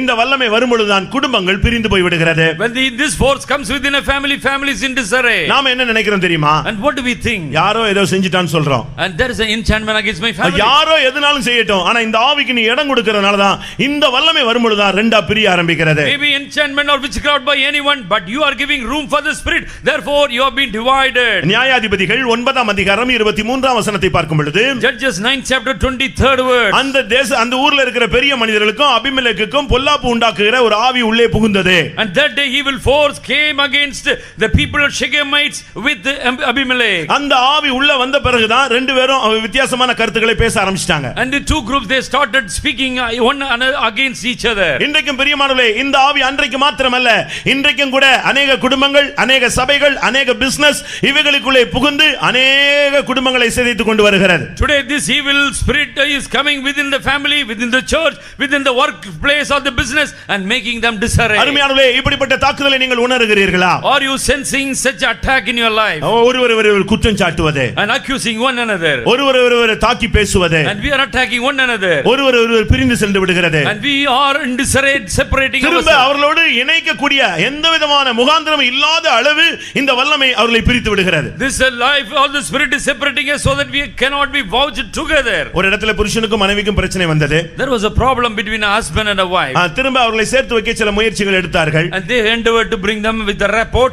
அதுக்கு பின்பு அவர்கள் இணைந்து செல்ல முடியாது என்று விலகி விட்டார்கள். But lastly they were unable to we cannot be together. 13 வருடம் கழித்து அந்த சகோதரி சொல்றாங்க, என்னைய கொஞ்சம் கட்டாயப்படுத்தி சேர்த்து வச்சிருக்கலாமேன்னு சொன்னாங்க. And after 13 years this sister said somehow you could have made me to be with him. அன்னைக்கு இருந்த ஊழியக்காரங்களோ எங்க அண்ணன் எனக்காக சேர்ந்து சண்டை தான் போட்டானே தவிர என்னை சேர்த்து வைக்கணும்னு அவன் ட்ரை பண்ணலன்னு சொல்றாங்க. My elder brother also he quarreled with me but he did not make me to have a rapport with 13 வருஷம் கழிச்சு தான் பரிசுத்தாவி வந்திருக்குன்னு நினைக்கிறேன். And I think after 13 years only the Holy Spirit came to this sister. அது வரைக்கும் இந்த அசுத்தாவி தான் தந்த தவறான கருத்தை நியாயம் என்று போதித்துக் கொண்டே இருந்தது. And up till then that evil spirit was telling her your spirit is right and you are right. இந்த ஆவி வரும்பொழுது தான் பிரியமானவர்களே நம்முடைய ஜீவியத்திலே பாடுகள் படமாட்டேன் என்று சொல்லுகிறோம். And when the spirit comes to us then we will say I will not suffer anything. பேதுரு வந்து ஆண்டவராகிய இயேசு கிறிஸ்துவின் கரத்தை பிடித்து இழுத்துக்கொண்டு சொன்னான், ஆண்டவரே உமக்கு இப்படி சம்பவிக்கவே கூடாது என்று சொன்னான். And Jesus Peter came to Jesus, grabbed his hand and said aloud that this must not happen to you. இயேசு உடனே அப்பாலே போ சாத்தானே என்று அவனுக்குள்ள இருக்கிற ஆவியை கடிந்து கொண்டார். And Jesus rebuked the spirit of Peter, be it departed from you. அந்த ஆவி அவனுக்குள்ள இருந்து வெளியே போக ஆரம்பித்தது. And this evil spirit emanated from Peter. அந்த ஆவியினுடைய போராட்டம் என்ன? What is the problem of this spirit? தேவனுக்கு ஏற்றவைகளை சிந்தியாமல் மனிதனுக்கு ஏற்றவைகளையே சிந்திப்பது. And it will be thinking according to the doctrine of men, not according to God. என்ன பிரசங்கம் கேட்டாலும் சிலுவை பிரசங்கங்கள் கேட்டாலும் தேவனுக்கு ஏற்றவைகளை சிந்திக்க விடாமல் மனிதனுக்கு ஏற்ற விதத்திலேயே சிந்திப்பது. Maybe we are listening to sermon of the cross, but we will be thinking towards the doctrine of men only. இந்த ஆவி வரும்பொழுது தான் நீங்க பாடவே பட மாட்டீங்க. சுலபமாய் ஈஸியான காரியங்களை நீங்கள் போக முயற்சி எடுப்பீர்கள். And when you are having this evil spirit operating in you, you shall be looking for easy going. இந்த ஆவி வரும்பொழுது நீங்கள் விசாலமான வழியை தான் தேடுவீங்களே தவிர இடுக்கமான வாசல் வழியா நித்திய ஜீவனுக்குள்ள பிரவேசிக்க நீங்கள் விரும்பப்பட மாட்டீர்கள். And you shall not have a desire to go to the straight and narrow path. You shall be looking for a broad and very great path. ஏசாயா 29:10 பார்க்கும் பொழுது இந்த ஆவி வரும் பொழுது ஜெபத்தை நஷ்டப்படுத்துகிறது, கனநித்திரையின் ஆவியாக உன்மேல் வந்து விழுகிறது. Isaiah 29:10 says that when the spirit comes to you, it shall spoil your praying spirit and it shall be making you to slumber. இந்த ஆவி வரும் பொழுது நீங்க பகல்லையும் தூங்குவீங்க, கூட்டத்திலையும் தூங்குவீங்க, வண்டி ஓட்டும்போது தூங்குவீங்க, எல்லா இடத்துலயும் இந்த ஆவி வந்து உன்னை வந்து உட்கார்ந்துரும், உன் தலையில உட்கார்ந்துரும். This spirit shall be coming upon you and you shall be slumbering the daytime, in the night time, as well as when you are seated here or in driving. என்ன சத்தம் உங்களுக்கு அதிகமா இருந்தாலும் ஆனா நீ உங்களுக்கு அந்த வல்லமையுடைய தாக்குதல் இருந்து கொண்டே இருக்கும். Many our voice is with great decibels, but you shall be fast asleep. ஏனென்றால் இந்த ஆவி வந்து உன்னுடைய ஜெப வாழ்க்கையை நஷ்டப்படுத்தும்படியாக ஒரு கனநித்திரை ஆவியாக உள்ளே வருகிறது. Because it is coming as a spirit of slumbering and to destroy your praying spirit. அந்த ஆவி வரும் பொழுது நீங்க உங்களை அறியாமலே தூங்கிட்டே இருப்பீங்க. But ignorantly you shall be always in deep sleep. உங்களை வந்து யாராவது எழுப்புனா நான் ஜெபிச்சிட்டு இருக்கேன்னு சொல்லுவீங்க. If somebody is shaking you or waking up, you say I am praying. இது மாத்திரமல்ல, Not only just that. உன்னை எழுப்புனவன் கொஞ்ச நேரத்துல தூங்க ஆரம்பிச்சிடுவான். இந்த ஸ்பிரிட் அவனை போய் ஓவர்டேக் பண்ணும். And if a person is touching you, he shall be sleeping immediately. This will be இன்னைக்கு சபைக்குள்ள நடக்கிற ஒரு பரிதாபமான நிலவரம் இந்த ஆவியினுடைய போராட்டம். This is the despicable state that is taking place within the church. ஆனா நாம என்ன சொல்றோம்? But what do we say? நேத்தெல்லாம் முழிச்சிருந்தாரு. Oh, yesterday he was all right. நேத்தெல்லாம் பயங்கரமான வேலை. Yesterday good work. இப்படி எல்லாம் சொல்லி இந்த ஆவிக்கு நம்ம வந்து சப்போர்ட் பண்ணிட்டே வந்து கடைசியாக நம்முடைய ஜெப வாழ்க்கை சூனியமாக மாறிவிடுகிறது. And we are giving lame excuses and saying because of the weariness, but today null and void has become our praying spirit. இந்த ஆவி வரும் பொழுது நீங்கள் அசுத்தவான்களாய் மாறிவிடுகிறீர்கள். But when the spirit comes to you, you shall become altogether unclean. உங்களுடைய வாழ்க்கையில சுத்திகரிப்பு இருக்காது. There shall not be cleansing part in you. உங்களுடைய வீடுகளை அசுத்த ஆவிகளுடைய காவல் குடியிருப்பாக மாறிவிடுகிறது. And your house shall be the tower of the Satan to dwell. வெளிப்படுத்தல் 17ஆம் அதிகாரத்தில் நாம் பார்க்கும் பொழுது, Coming to Revelation chapter 17. 17ஆம் அதிகாரம் 4ஆம் வசனத்திலே 17:4. அந்த வல்லமை வரும் பொழுது அது உன்னுடைய ஜீவியத்தை நாசப்படுத்தி விடுகிறது. It is bringing forth many calamities against your life. அது அருவருப்பும் அசுத்தமும் நிறைந்த பொற்பாத்திரத்தை அவள் கையில் வைத்திருந்தாள். And she had a golden cup in her hand, abomination and filthiness. 18ஆம் அதிகாரம் 2ஆம் வசனத்தை பார்க்கும் பொழுது, In 18th chapter 2nd verse. உன்னுடைய வீடு பேய்களுடைய குடியிருப்பாக, அசுத்த ஆவிகளுடைய காவல் வீடாக, அசுத்தமும் அருவருப்பும் உள்ள சகலவிதமான பறவைகளுடைய கூடுமாய் மாறிவிடுகிறது. And your house has become the habitation of the devil, holding every spirit and cage for every unclean and hated spirit. இப்போ யோசிச்சு பாருங்க. Now think yourself. இந்த ஆவி வரும் பொழுது தான் நீ தீயிலே விழுகிறாய், இல்ல தண்ணீரிலே போய் விழுகிறாய். When the spirit comes to you, then you are falling into water or into fire. Mark 9:25 பார்க்கும் பொழுது, Mark 9:25. அந்த ஆவி வரும் பொழுது அது ஊமையாக மாற்றுகிறது, அவனை செவிடாகவும் மாற்றி விடுகிறது. It is making him dumb mouthed and it is making him deaf also. அப்படினா என்ன அர்த்தம்? What does it mean? அவனை பேச விடாம துதிக்க விடாம கூட கண்ட்ரோல் பண்ணுது. And it is captivating him, unable to give praises to God. இந்த ஆவி வரும் பொழுது தான் அவன் துதிக்கிறதே கிடையாது. எல்லாரும் ஸ்தோத்திரம் பண்ணுவாங்க, ஆனா அவன் வாயில இருந்து அந்த ஸ்தோத்திரமே வராது. காரணம் இந்த ஆவி அதை அரெஸ்ட் பண்ணுகிறது. And because he has been totally arrested by the spirit, be unable to give salutation to the Lord, give glory to God. Mark 9:22 பார்க்கும் பொழுது, In Mark 9:22. இந்த ஆவி வரும் பொழுது தான் அது அவனை தண்ணீரில தள்ளி விடுகிறது. And this force is making him to fall into the water. இல்லாவிட்டால் அசுத்த அந்த தீயிலே கொண்டு போய் அவனை தள்ளி விடுகிறது. Or else it is casting him into the fire. இன்றைக்கு நல்ல விசுவாசிகள் உலகத்துக்குள்ள விழுகிறதுக்கு காரணம் இந்த ஆவியினுடைய தாக்குதல். The attacking of the force only makes us to fall deep in this world. அநேக தேவனுடைய பிள்ளைகள் இன்றைக்கு பலவிதமான அக்கினி பரீட்சைகளில் போறதுக்கு இவன் தான் காரணம். And he is the author for us many people to march on within the fiery trials. இந்த ஆவி வரும் பொழுது தான் அலற ஆரம்பிக்கிறார்கள். And therefore they are making hue and cry. லூக்கா 9:39 பார்க்கும் பொழுது இந்த ஆவி வரும் பொழுது அலற ஆரம்பிக்கிறான். And Luke 9:39 says they have started crying and yelling out. கர்த்தருடைய பரிசுத்த நாமத்துக்கு மகிமை உண்டாவதாக. Praise be to the name of the Lord. இப்படியே நான் சொல்லிக்கொண்டே போவேன். I will describe the works of the Spirit by ஆதியாகமத்திலிருந்து வெளிப்படுத்தல் வரைக்கும் இவனுடைய ஹிஸ்டரி வந்து கொண்டே இருக்கிறது, தொடர்கதையாகத்தான் இருக்கிறார். And the history of him is to Revelation. இவனுடைய ஒரே தாக்குதல்ல யூதாஸ் விழுந்து போனான், அவனுடைய மேன்மையை இழந்து போனான். And by his attack only Judas fell and he lost his office. ஒரு காலத்துல பிரதிஷ்டையுள்ள விசுவாசிகள் இன்றைக்கு உலகத்துக்குள்ளே சிக்கிறதுக்கு காரணம் இந்த ஆவியினுடைய போராட்டங்களே. Once upon a time good consecrated believers, they are captivated in the world because of this force. எல்லாம் வேண்டாம் என்று சொன்னவன் கடைசியாக 30 வெள்ளி காசுக்காக தன்னுடைய மேன்மையவே சீயோனையை இழந்து போனான். And he has renounced everything for the sake of Christ, but coveted out 30 pieces of silver, he lost his office. And பிரியமானவர்களே, இந்த ஆவிகளுடைய போராட்டங்களில் இருந்து இந்த கூட்டத்தில் கடந்து வந்திருக்கிற உங்களை அவர் விடுவிக்க முடியாத கட்டளையோடு வந்திருக்கிறார். And God has come with his commandment to set you free as you come with one of the spirits what I enumerated. Mark 9 அதிகாரம் 25 வசனத்தை பார்க்கும் பொழுது, and Mark 9:25, அவர் என்ன செய்கிறார்? and what he does, அந்த அசுத்த ஆவிகள் வெளியே போகும்படி கட்டளையிட்டு விட்டு மறுபடி இவனுக்குள் வராதே என்றும் அவர் கட்டளையிடுகிறார். and not only charging him he must go out, but do not enter within him once again. ஆண்டவருடைய செயலை நீங்கள் பார்த்தீர்களா? and see the operation of our God. உன்னை ஒரு இன்ஸ்டன்டா கொஞ்ச நேரத்துல உன்னை விடுதலையாக்கி திரும்ப அந்த ஆவியினுடைய தாக்குதல் வந்துட கூடாதுன்னு சொல்லி இனிமேலும் வராதே என்று அவர் கட்டளையிடுகிறார். and God is charging the spirit to go away from you and also commanding that spirit must not come back. Hallelujah. Hallelujah. Mark 9:25 ஒரு விசை வாசிக்க கேட்கலாம். once again Mark 9:25. அப்பொழுது ஜனங்கள் கூட்டமாய் ஓடி வருகிறதை இயேசு கண்டு அந்த அசுத்த ஆவியை நோக்கி, ஊமையும் செவிடுமான ஆவியை இவனை விட்டு புறப்பட்டு போ, இனி இவனுக்குள் போகாதே என்று நான் உனக்கு கட்டளையிடுகிறேன் என்று அதை அதட்டினார்.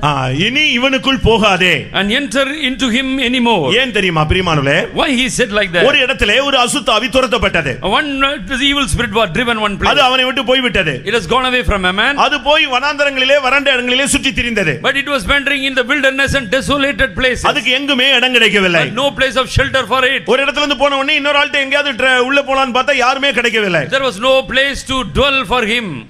அது திரும்பவும் தான் விட்டு வந்த வீட்டுக்கு நான் திரும்பி போவேன் என்று வந்ததாம். and that same spirit came back to the house which he left already. அப்படி வந்த பொழுது when it came அந்த வீடு பெருக்கி ஜோடிக்கப்பட்டிருந்தது. but it was garnished and swept and clean. ஆனால் அந்த வீடு நிரப்பப்படவில்லை. but that house was not filled. உங்களுக்கு புரியுதா? and do you understand? நீங்க இந்த மார்க்கத்துக்குள்ளே வந்த பின்பு இந்த அசுத்த ஆவியின் வல்லமை விடுதலையாக்கப்பட்ட பின்பு பரிசுத்த ஆவியினால் நிரப்பப்பட்டால் தான் அந்த வல்லமை திரும்பி உள்ள வர முடியாது. then when you come to this fold of the Lord, when the evil spirit is driven away, if you have the powerful spirit of the Lord, then only that spirit shall not come back to you. நீங்க ஏதோ ரட்சிக்கப்பட்டன்னு சொன்னீங்கன்னா அது அந்த ஆவி ஒரு round அடிச்சிட்டு திருப்பி ஒண்ணே தான் தேடி வருகிறது. or else you are just saved and you are quiet, that means the same spirit shall come back to you. இந்த ஆவி திரும்பி வரும் பொழுது when it comes back to you, அந்த வீடு ஃப்ரீயாக இருக்கிறது. the house is empty now. என்ன செய்தது தெரியுமா? you know what it does? தன்னிலும் பொல்லாத 7 ஆவிகளை அழைத்து கொண்டு வந்து 8 பேராக உள்ள வீட்டுக்குள்ள வந்து தங்கி விட்டது. this evil spirit now grabbed other 7 more spirit and came to him and he was full. இப்போ அவனுடைய முன்னிலைமை காட்டிலும் பின்னிலைமை மகா கேடுள்ளதாக மாறி விடுகிறது. but his latter end was worse than his beginning. இப்படி ஒரு பாதிப்பு உன்னுடைய வருங்காலத்தில் வரக்கூடாது என்று சொல்லித்தான் ஆண்டவர் என்ன செய்கிறார்? அந்த ஆவியை துரத்துகிறது மாத்திரமல்ல, திரும்பி வராதே என்று உனக்காக இரண்டாவது ஒரு கட்டளை இடுகிறார். and such spirit should not come back to you. therefore when God commands are driving out, he says you should not come back to you again. கர்த்தருடைய பரிசுத்த நாமத்துக்கு மகிமை உண்டாவதாக. praise be to the name of the Lord. பிரியமானவர்களே, நீங்கள் பிசாசு என்று சொன்ன உடனே நீங்கள் பயந்து விட கூடாது. but don't be afraid of the devil as we say. இப்போ ஒரு ஆள் பிசாசு பிடிச்சாலும் இப்ப ஆடிச்சுனா பாதி பேர் வெளியே வந்துருவீங்க. but if a person is shaking here with the devil, then some we will be afraid of. இல்லட்டா எங்க இருந்து எந்திச்சு வெளியே போய் நின்னுக்குவீங்க. or we shall be walking out of the premises. நான் ஒரு சர்ச்சில் இருந்த பொழுது when I was in a church, church முடிந்த உடனே 2 பேர் ஆட ஆரம்பித்து விட்டார்கள். but 2 people were shaking their heads. நான் அப்பொழுது ரொம்ப சின்ன வயசு, நான் கண்ணை மூடி ரொம்ப பக்தியா ஜெபிச்சிட்டு திடீர்னு கண்ணை திறந்து பார்த்தா சர்ச்சில் யாருமே இல்ல, இந்த 2 பேர் தான் இருக்கறாங்க, மத்த எல்லாம் வெளியே இருக்கறாங்க. only the 2 people those were shaking, they were there in the church. I was in the spirit, but no one else was there. இந்த வெளியே ரீப்பர்ல அடிச்சு வச்சிருந்தாங்க. எல்லாம் ரீப்பர்ல நின்னு வேடிக்கை பார்த்துட்டு இருக்காங்க. பாஸ் பிரதர் என்ன ஆகுறாரு, ஆவி என்ன ஆகுது. and they were sitting by the side of the reaper or the wood and they were watching what happens to the brother and these 2 persons. பிசாசு என்று சொன்ன உடனே நமக்கு ஒரு கலக்கம் வந்து விடுகிறது. and we are perplexed when we see. காரணம் மனசாட்சி சுத்தமா இல்லாதவனுக்கு தான் இந்த பயம் வந்து கொண்டே இருக்கும். a person is conscience is not clean, he shall be afraid of. வேதம் சொல்லுகிறது, what the Bible says, பிசாசுன்னு உடனே நீங்க எதிர்த்து நிக்க வேண்டும். but if devil means you must resist him. அதுதான் ஒரு சரியான விசுவாசியினுடைய தன்மை. and that is a real status of a believer. யாக்கோபு என்ன சொல்லுகிறார்? what James says, யாக்கோபு 4:7 நாம் பார்க்கும் பொழுது, James James 4:7 பிசாசுக்கு எதிர்த்து நில்லுங்கள். resist the devil. நீ வேற ஒண்ணும் செய்ய வேண்டிய அவசியம் இல்ல. And you need not to do any operation. நீ அதுக்கு எதிர்த்து நின்னா போதும், அவன் உங்களை விட்டு ஓடி போவான். And if you withstand and resist him, he shall go. ஒரு தேவனுடைய பிள்ளை என்றைக்கு ரட்சிக்கப்படுறானோ அன்றையிலிருந்து அவன் பிசாசை எதிர்த்து நிற்கக்கூடியவனாய் இருக்க வேண்டும். And every child of God, as he gets the salvation, he must resist the devil from that day. இரண்டாவது, Secondly, அவன் பிசாசுகளை துரத்த வேண்டும். he must cast out the devil. பிசாசை எப்படி எதிர்கொள்வது என்று நான் உங்களுக்கு சொல்லுகிறேன். I will explain how to resist him. நீங்க அதை எதிர்த்து நிக்கணும். And you must resist him. இரண்டாவது, நீங்க அதை துரத்தணும். Second, you must drive him out. நீங்க அதை விட்டுட்டு But if leaving this, நீ போன்னு சொல்லிட்டே இருந்தா, suppose you say please go from here, கொஞ்ச நேரம் கழிச்சு தயவு செய்து நீ போயிருன்னு சொல்றான். please go away from this man. அது போகுமா? Will it go? போகாது. You will never நீ go. செய்ய வேண்டியது ஒன்று எதிர்க்க வேண்டும், இரண்டாவது அதை துரத்த வேண்டும். Firstly, you must resist him. Secondly, you must drive him out. அதுக்கு ஒரு பாஸ்டர் தேவை இல்ல. We need not have any pastor. அதுக்கு பரிசுத்தாவின் அபிஷேகம் தேவை இல்ல. And the Holy Spirit is not needed. அதுக்கு விசுவாசம் இருந்தாலே போதும். And if you have faith, that is enough. லூக்கா எழுதின சுவிசேஷம் 10ஆம் அதிகாரத்திலே பார்க்கும் பொழுது, Luke Gospel chapter 10 says, இயேசு போகிறதுக்கு இடங்களுக்கு முன்பாக 70 பேரை அனுப்பி கொண்டே இருந்தார். and Jesus, before he was going, he was sending 70 elders to the people. ரெண்டு பேராக அனுப்பி கொண்டே இருந்தார். And he was sending 2 people at a அவர்கள் time. திரும்பி வந்து என்ன சொன்னார்கள்? When they came back, what they அப்பொழுது பரிசுத்தாவி அருளப்படவில்லை. and the Holy Spirit was not given to them then. ஆனால் அவர்கள் திரும்பி வந்து என்ன சொன்னார்கள்? What was the report back? ஆண்டவரே, உம்முடைய நாமத்திலே பிசாசுகளும் எங்களுக்கு கீழ்ப்படிகிறது. Oh, in thy name the devil is also being subjugation. அபிஷேகம் கிடையாது, விசுவாசத்தினாலே அவர்கள் அந்த செயலை செயல்படுத்தினார்கள். By faith only they were operating, there was no anointing upon them. அப்ப அபிஷேகம் பெற்றிருந்தா எவ்வளவு வல்லமையாக நீங்கள் எதிர்த்து நிக்கலாம். Suppose you receive the Holy Spirit, how much powerful you are. Mark 16:17 என்ன சொல்கிறது? What Mark Gospel 16:17. விசுவாசிக்கிறவர்களால் நடக்கும் அடையாளங்கள் யாவன, அவர்கள் என்னுடைய நாமத்திலே பிசாசுகளை துரத்துவார்கள். And all the wonders of the person who believeth, they will cast out the devil in my name. ஒரு தேவனுடைய பிள்ளை பிசாசை துரத்துறதுதான் அவனுடைய அடையாளம். விசுவாசினா அதுக்கு அடையாளமே இதுதான். அவன் பிசாசை துரத்தணும். And the sign of a believer means he must cast out devil from his life. பிரியமானவர்களே, இதெல்லாம் நீங்க செய்யாம நீங்க பரலோகத்துக்கு எப்படி போய் நிக்க முடியும்? Suppose you are not doing this, how can you go into the kingdom of heaven? உங்களுடைய வாழ்க்கையிலே போராடுகிற வல்லமையை நீங்கள் எதிர்த்து நிற்க வேண்டும், அவைகளை துரத்தி விட வேண்டும். And you must resist the devil that is operating in your life, you must drive him out also. மத்தேயு 12:29 படி, Matthew 12:29. அந்த வல்லமையை கட்டுகிறதற்கு உங்களுக்கு அதிகாரம் இருக்கிறது. And God has given power even to make bindings of நீங்கள் the power. கட்டுகிறது கட்டப்படும், நீங்கள் கட்ட அவிழ்க்கிறது கட்ட அவிழ்க்கப்படும். Whatsoever you will bind on the earth, it shall be bound. What you let loose, it shall be ஒரு loosed. தேவனுடைய பிள்ளை பிசாசின் வல்லமைகளை கட்டக்கூடிய வல்லமையும் அதிகாரமும் உனக்கு இருக்கிறது. And as a child of God, you have got the power and authority to bind any force. நீங்கள் இதை சரியான விதத்தில் விளங்கிக் கொள்ளுங்கள். Correctly you must understand this. லூக்கா 10:17 பார்க்கும் பொழுது, Luke 10:17. அந்த வல்லமைகளை கீழ்ப்படுத்த உங்களுக்கு அதிகாரம் இருக்கிறது. And you have the power to subjugate, bring into force. பிசாசுகளும் எங்களுக்கு கீழ்ப்படுகிறதே, ஆவிகளும் எங்களுக்கு கீழ்ப்படுகிறதே.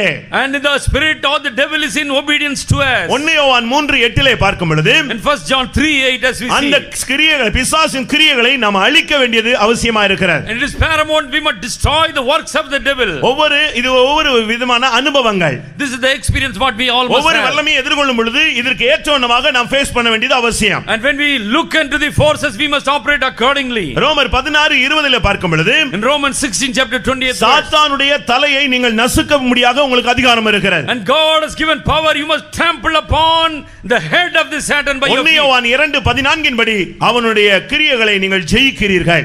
And 1 John 2nd chapter 14 verse, you are overcomer of the works of நீங்கள் the devil. பொல்லாங்கனை ஜெயித்ததினால் நான் உங்களுக்கு எழுதுகிறேன் என்று சொல்லி இருக்கிறார். And he says, I write unto you because you are overcomer of the wicked one. இது வாலிபர்களுக்கு சொல்லப்பட்ட ஒரு வார்த்தை. The word addressed to the youth people. அப்படியானால் ஒவ்வொரு வாலிபர்களும் ஒவ்வொரு தேவனுடைய பிள்ளைகளும் அபிஷேகம் பெற்றவர்களும் விசுவாசிகளும் பிசாசுகளை எதிர்க்க வேண்டும், அந்த வல்லமையை துரத்த வேண்டும், அந்த வல்லமையை கட்ட வேண்டும், அந்த வல்லமையை கீழ்ப்படுத்த வேண்டும். இப்படி வரிசையா சொல்லிக் கொண்டே போகலாம். And therefore every youth, every spirit-filled person must be able to bring a trample upon the feet or the head of the devil and subjugate it. கர்த்தருடைய பரிசுத்த நாமத்துக்கு மகிமை உண்டாவதாக. Praise be to the holy name of the Lord. பிரியமானவர்களே, இப்பொழுது நீங்கள் யோசித்து பாருங்கள். Now consider yourself. உங்களுடைய பிள்ளைகளுக்குள்ள இந்த போராட்டங்கள் இருக்கிறதா? Is it this problem what you children? உங்களுடைய புருஷனுக்குள்ள இந்த தாக்குதல் இருக்கிறதா? This attacking is there in your wife? உங்களுடைய ஊழியத்தில் இந்த போராட்டங்கள் இருக்கிறதா? Is it so in your ministry? உங்களுடைய பிசினஸ்ல இந்த போராட்டங்கள் இருக்கிறதா? If the problem is creeping in your business, நான் இப்ப வரிசையா சொல்லிக் கொண்டே வந்தேனே.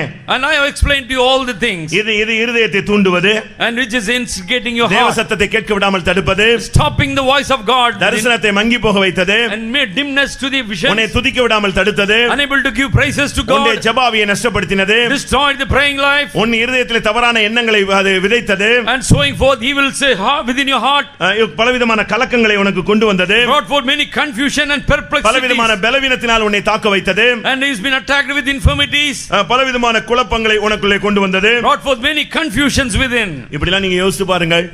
Whether this all things have come to you. இப்பொழுது நீங்கள் சொல்லுங்கள், பிசாசின் போராட்டம் உங்களுடைய வாழ்க்கையில இருக்கா இல்லையா? Now you say whether this such problems are within you or not. பிடிக்கல, ஆனா இருக்கா இல்லையா? You will not like it, but whether this spirit நான் is இப்ப there. திரும்பவும் கேட்கிறேன், இப்படிப்பட்ட தாக்குதலை ஏதாவது ஒன்றாவது என்னுடைய வாழ்க்கையில இருக்குன்னு சொல்றவங்க கைகளை வைத்துங்க. And now you say that convictingly that I will have some of the problem what I explained. இவங்க யாரும் கை வைத்த மாட்டாங்க, ஆனா இருக்கு. But anyway, many people will not raise a hand, but we have problems. காரணம் என்ன தெரியுமா? You know what is the reason? பாடுகள் படவிடாமல் தடுக்கிறது பேதுரு வைத்தான்.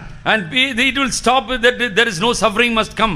மனிதனுக்கு ஏற்றவேளை சிந்திக்க வைப்பது ஊழியர்களுக்குள்ள வருகிற ஒரு தாக்குதல். And it is attacking coming to the ministers that it is thinking in the doctrine of men. நீங்க சொல்றீங்க, ஒருவேளை நான் என்ன தவறா சொல்றேன்னா நீங்க நினைக்கிறீங்களா? You may be thinking I am giving a wrong doctrine. Pavul என்ன சொல்லுகிறார்? What Saint Paul says? நான் நல்ல ஊழியம் செய்யணும்னு ஆசைப்படுறேன், பட் என்னுடைய சரீரத்துல ஒரு முள்ளு குத்திக்கிட்டே இருக்கிறது. And I want to offer a good ministry, but there is a thorn pricking within my life. அது என்னன்னு சொல்லுகிறாரு? And what he says about அது வியாதி என்ன சொல்றாரு? He says that அது என்னை குட்டும் சாத்தானுடைய தூதன் என்று சொல்லுகிறார். is the angel of Satan who is to prick me in my ministry. அப்படியானால் ஊழியத்துக்கு வந்த பின்பு இது அந்த சாத்தானுடைய தூதன் குட்டிக் கொண்டே இருக்கிறார். Therefore this is the Satan with this angel always touching him in his ministry. 2 கொரிந்தியர் 12ஆம் அதிகாரத்தில் நான் பார்க்கும் பொழுது in 2 Corinthians chapter 12 7ஆம் வசனத்தில் இந்த வார்த்தை சொல்லப்பட்டிருக்கிறது. and he says in the 7th verse, அது என்னை குட்டும் சாத்தானுடைய தூதன் ஒரு ஊழியனோடு போராடுகிறான், ஏனென்றால் அந்த முள்ளு குத்திக்கிட்டே இருப்பது. the thorn in the flesh is attacking him because it's Satan to buffet him in his ministry. அருமையானவர்களே, இப்படிப்பட்ட பாதிப்புகள் இப்ப சொல்லுங்க, எல்லாரும் நம்ம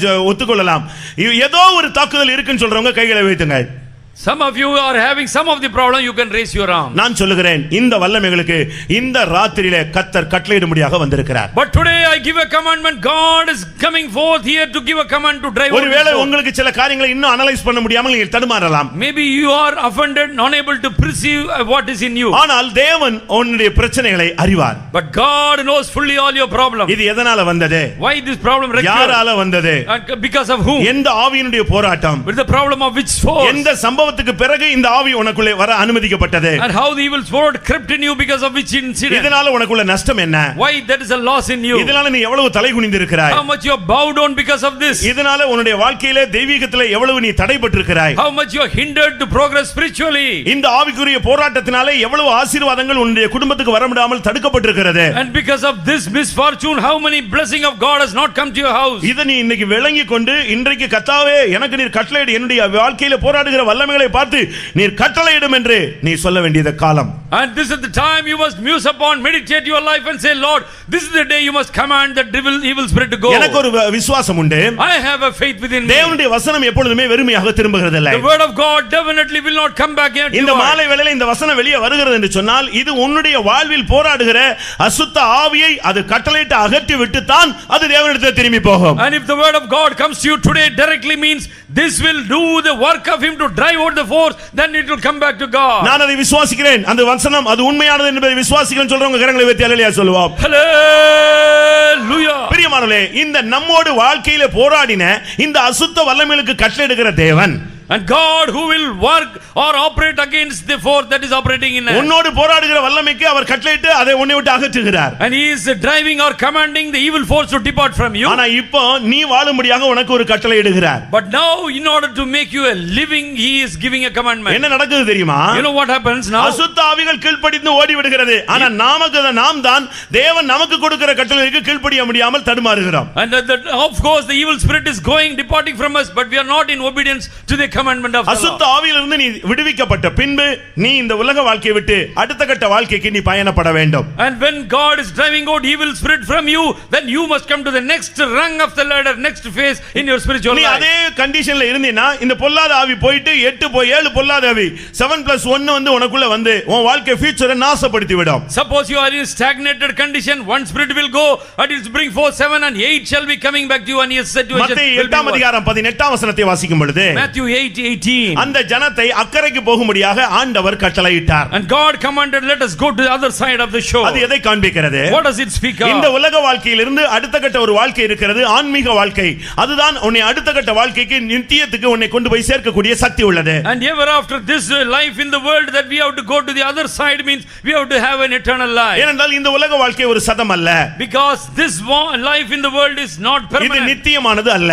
It is not an everlasting life. இது ஒரு நிரந்தரமானதும் அல்ல. It is not a permanent life. நீ பிசாசின் வலையிலிருந்து விடுவிக்கப்பட்டால், When if you are set free from devil, நீ அக்கறைக்காக நீ அடுத்த கட்ட இல்லாவிட்டால் இன்மை மறுமைக்குரிய வாழ்க்கைக்கு நீ பயணப்பட வேண்டும். and now you must set go your journey to the next eternity or the everlasting life. ஒரு சிலர் பிசாசின் வலையிலிருந்து விடுவிக்கப்பட்ட பின்பு அடுத்த ஆண்டவரை அவர்கள் பின்பற்றுவதே இல்லை. But some people when they are delivered from the devil, they will not follow Jesus. அவங்க சர்ச்சை ஹாஸ்பிடல் மாதிரி நினைக்கிறார்கள். They are thinking church is something like an hospital. போன உடனே சுகம் கிடைச்சிருச்சு, இயேசு ஜீவிக்கிறார், அவ்வளவுதான். இவங்க போயிட்டே இருக்காங்க. And Jesus is living because he healed me, and they will walk off. அதுக்கு என்ன காரணம் சொல்றாங்க? You know what is the reason they give? வியாதி சுகமாயிருச்சுனா அது பிறகு அவன் வியாதி ஆஸ்பத்திரிக்கு போறான், அவன் வீட்டுக்கு போயிடறான்ல. அதே மாதிரி போனோம் இயேசு சுகமாக்கினார், நான் வீட்டுக்கு வந்துட்டேன். அப்படி அல்ல பிரியமானவர்களே, மறுபடி இந்த ஆவி பொல்லாத 8 ஆவிகளோடு உள்ள வந்து உட்காரும். Oh beloved people, church is not like a hospital. When we are healed we can walk off, but another 7 more spirits shall be accompanying and coming back to you. கிறிஸ்தவம் என்பது ஒரு இன்ஸ்டன்ட் சொல்யூஷனை உனக்கு கொடுக்கிறது இல்ல, அது ஒரு பெர்மனன்ட் சொல்யூஷனை உனக்கு கொடுக்க விரும்புகிறது.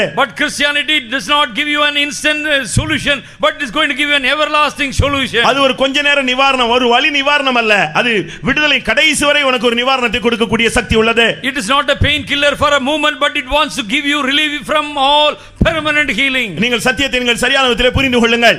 But correctly you must discern and know the அது truth. ஒரு பாதுகாக்கப்பட்ட ஒரு ஆன்மீக வாழ்க்கையை உங்களுக்கு வாக்களிக்கிறது. It is promising a safety filled words of God. ஒரு தேவனுடைய பிள்ளை என்று சொல்லுகிறவன் A child of God means அசுத்தாவிலிருந்து தப்புவிக்கப்பட்ட பின்பு அவன் மறுமையை நோக்கி நித்திய வாழ்வை குறித்து அவன் தரிசனம் உள்ளவனாய் மாற வேண்டும். but after getting relieved from the unclean spirit he must have a vision connected with eternal life in his அந்த life. நிமிஷத்திலிருந்து அதுக்கு பின்பு அவனுடைய சிந்தை முழுவதும் பரலோக ராஜ்யமாய் மாற வேண்டும். Ever after his salvation all his thinking must be focused upon the everlasting life. அவனுடைய சம்பாத்தியமானாலும் அவனுடைய வாழ்க்கையினுடைய எந்த பகுதியானாலும் எதுவுமே அவனுக்கு மறுமைக்கு நோக்கியதாக அமைய வேண்டியது அவசியம். all his yearning livelihood, all his lifestyle must be centered towards eternal life. ஏதோ பிசாசின் பிடியிலிருந்து விடுவிக்கப்பட்ட பின்பு நீங்கள் அப்படியே போய்விடக் கூடாது. and after you are getting relieved from the spirit, just do not walk ஒரு off. விடுதலை கிடைத்த உடனே, when you have the ஒரு deliverance, சுகம் கிடைத்த உடனே, when you have a healing, ஒரு சமாதானம் கிடைத்த உடனே, when you receive a peace, இல்லாவிட்டால் ஒரு நிம்மதி கிடைத்த உடனே, or when you have a tranquil இல்ல மன peace, போராட்டங்கள் நீங்கி போன உடனே, when the problem of your heart departed, நீங்கள் திரும்பி போய்விடக் கூடாது. but don't walk home. அதற்கு பின்புதான் உன்னுடைய வாழ்க்கை இனிமேல் ரொம்ப கவனமாக இருக்க வேண்டும். now you must correctly set your pace furthermore, ஏனென்றால் ஒரு பெரிய அந்நிய வல்லமையிலிருந்து பலவானுடைய கையிலிருந்து நீ தப்புவிக்கப்பட்டிருக்கிறாய். because you have been set free from a strong man from his hand. அதற்கு பின்பு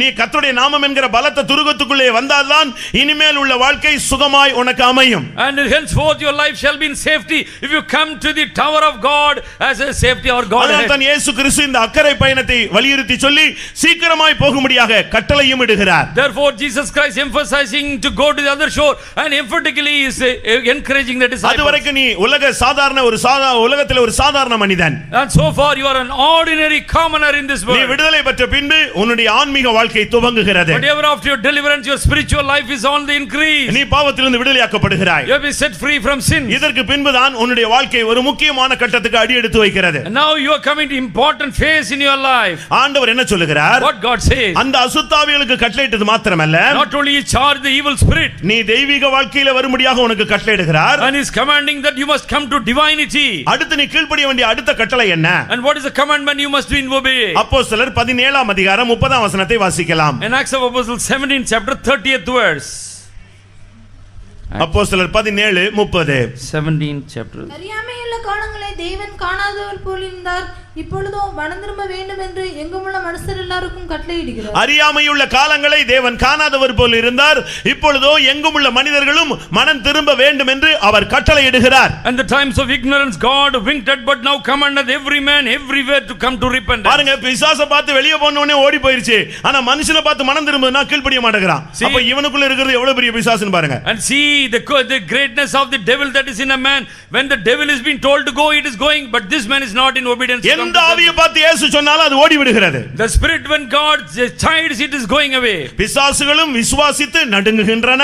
Even the devil also listen to the voice of God and tremble. ஆனால் இன்றைக்கு மனிதர்களுக்கு அடுத்த மனிதர்களுக்கு கொடுக்கிற கட்டளைகளுக்கு அவர்கள் கீழ்ப்படிகிறார்களா? But man, whether in obedience to the voice of God. நீங்களே யோசித்து பாருங்க. Now you think within yourself. இன்றைக்கு மனிதனுக்கு அடுத்த கட்ட வாழ்க்கை அக்கறை பயணத்துக்கு போக வேண்டியவன் செய்ய வேண்டிய முதல் காரியம் கட்டளை என்ன? And what is the commandment offered to him so that he must go to the other side of the shore? ஆன்மீக வாழ்க்கையினுடைய துவக்கம் மனம் திரும்புதல். And in the beginning of this spiritual life is the repentance in him. எபிரேயர் 6 ஆம் அதிகாரம் 1 ஆம் வசனம் 2 ஆம் வசனத்தை பார்க்கும் பொழுது Hebrews chapter 6 verse 2 verses. மனம் திரும்புதல் என்பது ஆன்மீகத்தினுடைய அஸ்திபாரம் என்று சொல்லப்பட்டிருக்கிறது. It has been told it is a foundational truth that we must be having the repentance. ஒருவன் இந்த உலகத்திலிருந்து பிசாசின் வல்லமையிலிருந்து அந்தகார சக்திகளிலிருந்து பிடிகளிலிருந்து விடுவிக்கப்பட்ட பின்பு அவன் பரலோகம் செல்ல வேண்டுமானால் முதலாவது அவன் மனம் திரும்ப வேண்டியது அவசியம். When a person is being relieved or from the captivity of the devil after his salvation, he must have the repentance to go to the other shore. மனம் திரும்புதல் என்பது ஒவ்வொரு மனிதனுடைய வாழ்விலும் ஒவ்வொரு நாளும் நடைபெற வேண்டிய முக்கியமான ஒரு அனுபவம். The repentance must be wrought forth or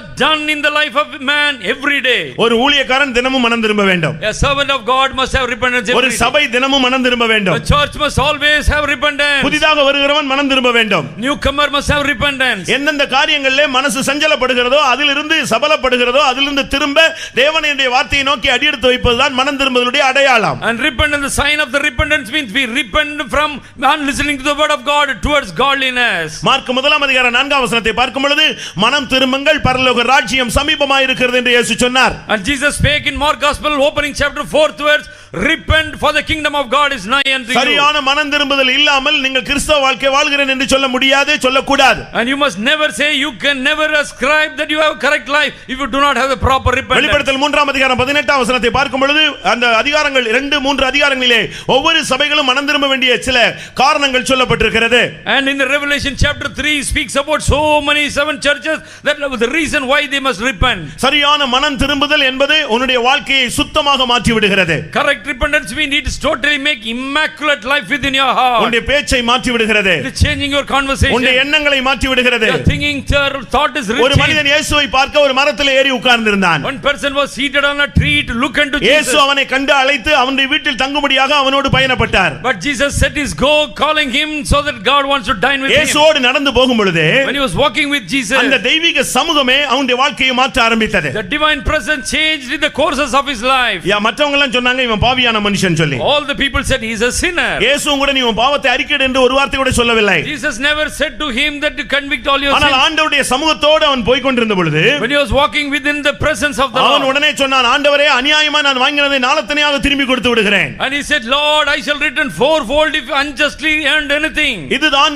இயேசுனுடைய வாழ்க்கை, அந்த மனம் திரும்புதலுடைய முக்கியமான ஒரு அம்சம். This is the important aspect that we can see in repentance. அருமையானவர்களே, நீங்கள் மனம் திரும்பும் பொழுது இப்படிப்பட்ட அனுபவங்கள் உங்களுக்கு உண்டானதா? Whether you had such an experience when you get your salvation. நீ மனம் திரும்பினால் And when you repent, நீ எல்லாவற்றையும் குற்றம் என்று ஒத்துக்கொள்வாய். and you will acknowledge and say, all this is my நீ மனம் folly. திரும்பினால் And if you repent, நீ பாவி என்று வாயை திறந்து அறிக்கையிட ஆரம்பிப்பாய். you will say, I am a sinner, O God. நீ மனம் திரும்பினால் If you repent, அநியாயமாய் வாங்கினதை திரும்பி கொடுப்ப நீ முயற்சி எடுப்பாய். and you will endeavor to make a restitution or நீ reconciliation. மனம் திரும்பினால் If you repent, நீ உன்னோடு யாரோடு பிரச்சனைகள் இருந்தால் நீ உடனே போய் ஒப்புரவாகிக் கொள்வாய். and you shall go and make reconciliation with the person who has got a breakness in நீ your மனம் life. திரும்பினால் If you repent, அடுத்த தேவனோடு நெருங்க என்ன நான் செய்ய வேண்டும் என்று நீ வார்த்தைக்கு வந்து விடுவாய். and you will come to the place in which God, what must I do? இதெல்லாம் இல்லாம நான் ஒரு கிறிஸ்தவன் சொன்னா அது ஒரு போலியான ஒரு ஏமாற்று, உன்னை நீயே வஞ்சிக்கிறாய். And you are deceiving yourself if you do not have all this experience of repentance. ஒரு சிலர் மனம் திரும்பாமலே அடுத்த கட்ட ஞானஸ்நானத்துக்கு போய் விடுகிறார்கள். Without much repentance, many people are stepping into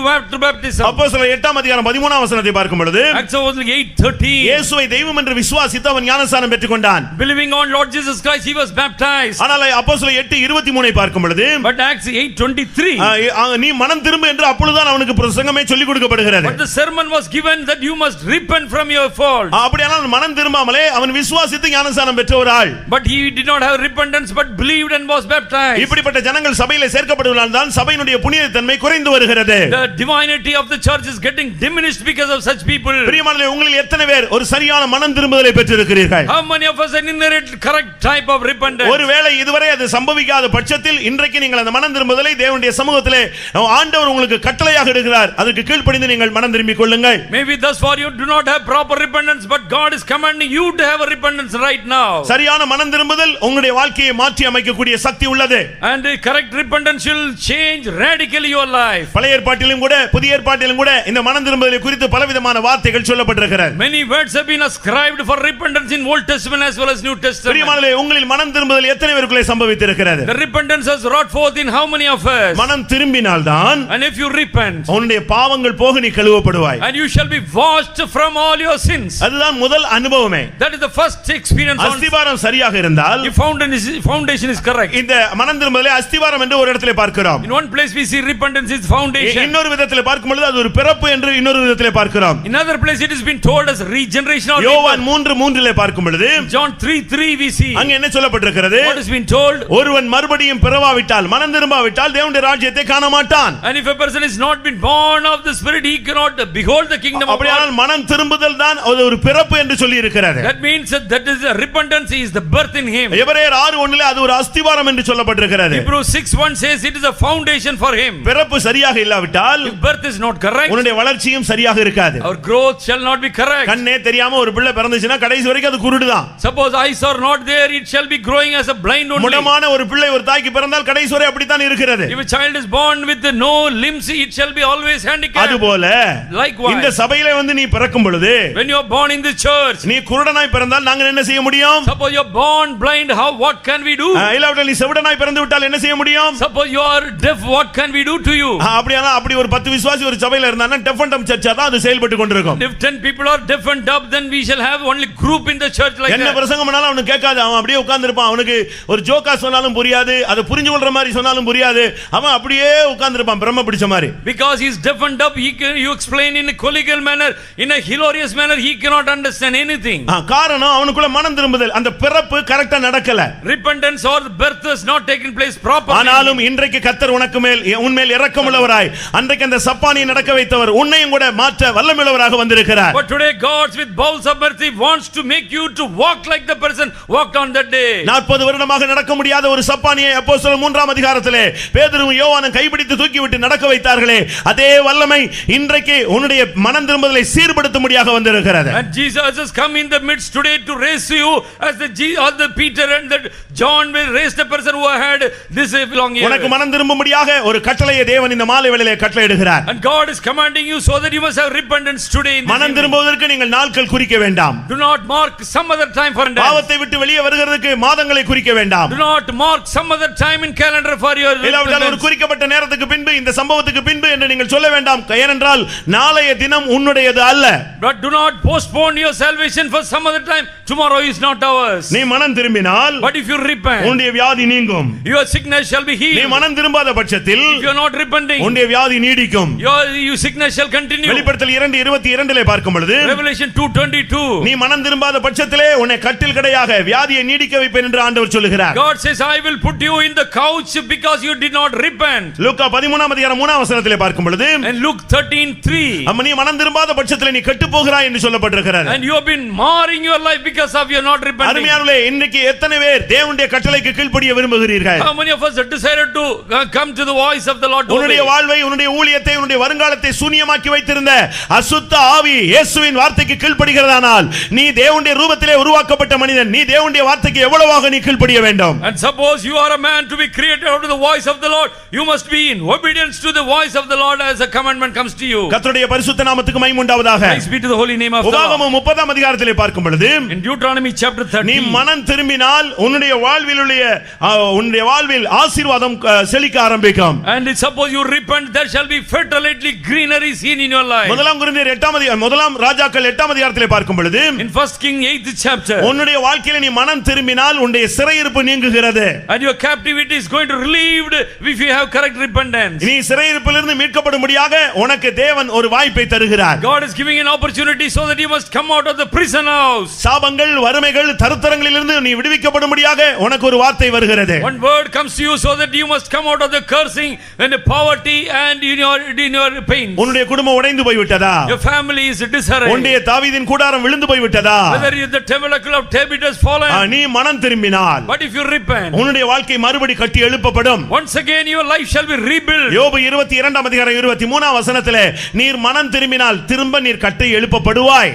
And in Job 22:23 says, if you repent, you shall be built back again. அருமையானவர்களே, உங்களில் எத்தனை பேர் தேவனுடைய வார்த்தைக்கு கீழ்ப்படிந்து மனம் திரும்புதலுக்கு சமர்ப்பித்து தேவனுடைய ஆசீர்வாதங்களை பெற்றுக்கொள்ள வாஞ்சிக்கிறீர்கள்? How many of us are desired to have repentance and to receive the blessings of the Lord? ஏசாயா 19:22 நீ மனம் திரும்பினால் நீ குணமாக்கப்படுவாய். In Isaiah 19 chapter 22 verses, if you repent, you shall be healed. உன்னுடைய வாழ்விலே அற்புதங்களை செய்ய நீ கீழ்ப்படிய வேண்டியது இருக்கிறது. And in order to perform miracles in your life, you must be in obedience to உன்னுடைய God. வாழ்க்கை மாற்றப்பட நீ தேவனுடைய வார்த்தைக்கு கட்டளைக்கு கீழ்ப்படிய வேண்டியிருக்கிறது. Your life should be changed, that you must be in implicit obedience to the voice of the Lord. உன்னுடைய சிறையிருப்பு நீங்கி விடுதலையோடு நீ வாழ நீ தேவனுடைய கட்டளைக்கு கீழ்ப்படிய வேண்டியிருக்கிறது. And your captivity must be removed, therefore you must come to the obedience of the commandment. ஒரே வார்த்தையிலே அந்த அசுத்த ஆவி வருஷக்கணக்காய் பிடித்து வைத்த அந்த ஆவி ஓடி போய் விட்டது. In one word of Jesus, the devil has departed from that man. பிரியமானவர்களே, உங்களில் எத்தனை பேருக்கு இந்த ஆவியினுடைய தாக்குதல் இருக்கிறது? How many of us are having this spirit attacking? ஒரு சிலர் கைகளை உயர்த்தினீர்கள், ஒரு சிலர்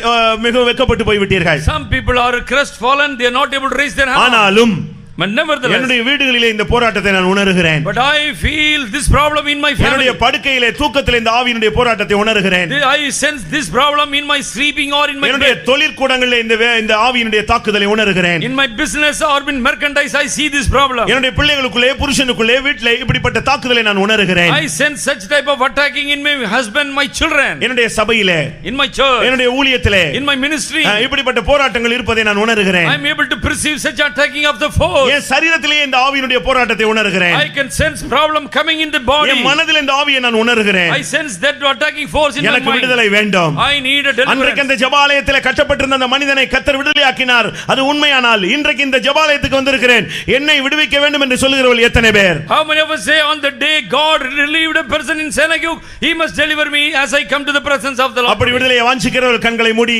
நெடுமுழங்கால் போடுங்கள். And be on the knees by submitting yourself this evening. நீங்கள் விடுதலையை வாஞ்சிக்கும் பொழுது ஊழியர்கள், விசுவாசிகள் என்ற பாகுபாடு நீங்கள் பார்க்க கூடாது. But when you look for some deliverance, do not think you are a worker. அடிமைக்கும் சுதேசிக்கும் பிரமாணம் ஒன்றுதான். But this universally the law is extended to one and all. எப்படி ஆயினும் நீ விடுவிக்கப்பட வேண்டும், அதுதான் தேவனுடைய திட்டம். The plan of God, somehow you must be delivered. நீ உங்களுக்கு யார்ட்டையாவது போய் எனக்கு பிசாசு பிடிச்சிருக்குன்னு யாரும் போய் சொல்லுவீங்களா? சொல்ல முடியுமா? சொன்னா ஏத்துக்குவாங்களா? இப்படிப்பட்ட கூட்டத்தில் டைரக்டாவே ஆண்டவர்ட்ட இருந்து விடுதலை நீங்கள் பெற்றுக்கொள்ள வேண்டும். And you cannot go and tell to other person I am demon possessed, but you in this meeting you can have the deliverance from God. ஒரு ஊழியக்கார சகோதரன் வியாதியில் தாக்கப்பட்டான். One servant of God was seized with some devil. அவன் அவிசுவாசத்தை அறிக்கையிட ஆரம்பித்தான். When he started convicting his unbelief. அவிசுவாசத்தை அறிக்கையிட ஆரம்பித்தான். And he was convicting all his unbelief. உடனே அவன் பெரிய பாஸ்டர்களுக்கு சொல்லுவதற்கு முன்பாக வீட்டுக்கு அவன் டெலிபோன் சொல்லி செய்து விட்டான். And he telephoned even to the big pastors. வீட்டுக்கு ஃபோன் பண்ணாம பாஸ்டர்ஸ்க்கு ஃபோன் பண்ணாம வீட்டுக்கு ஃபோன் பண்ணிட்டான். And instead of telling to the pastor, but he rang up to his home. எப்படி இருக்கும்? And what will happen?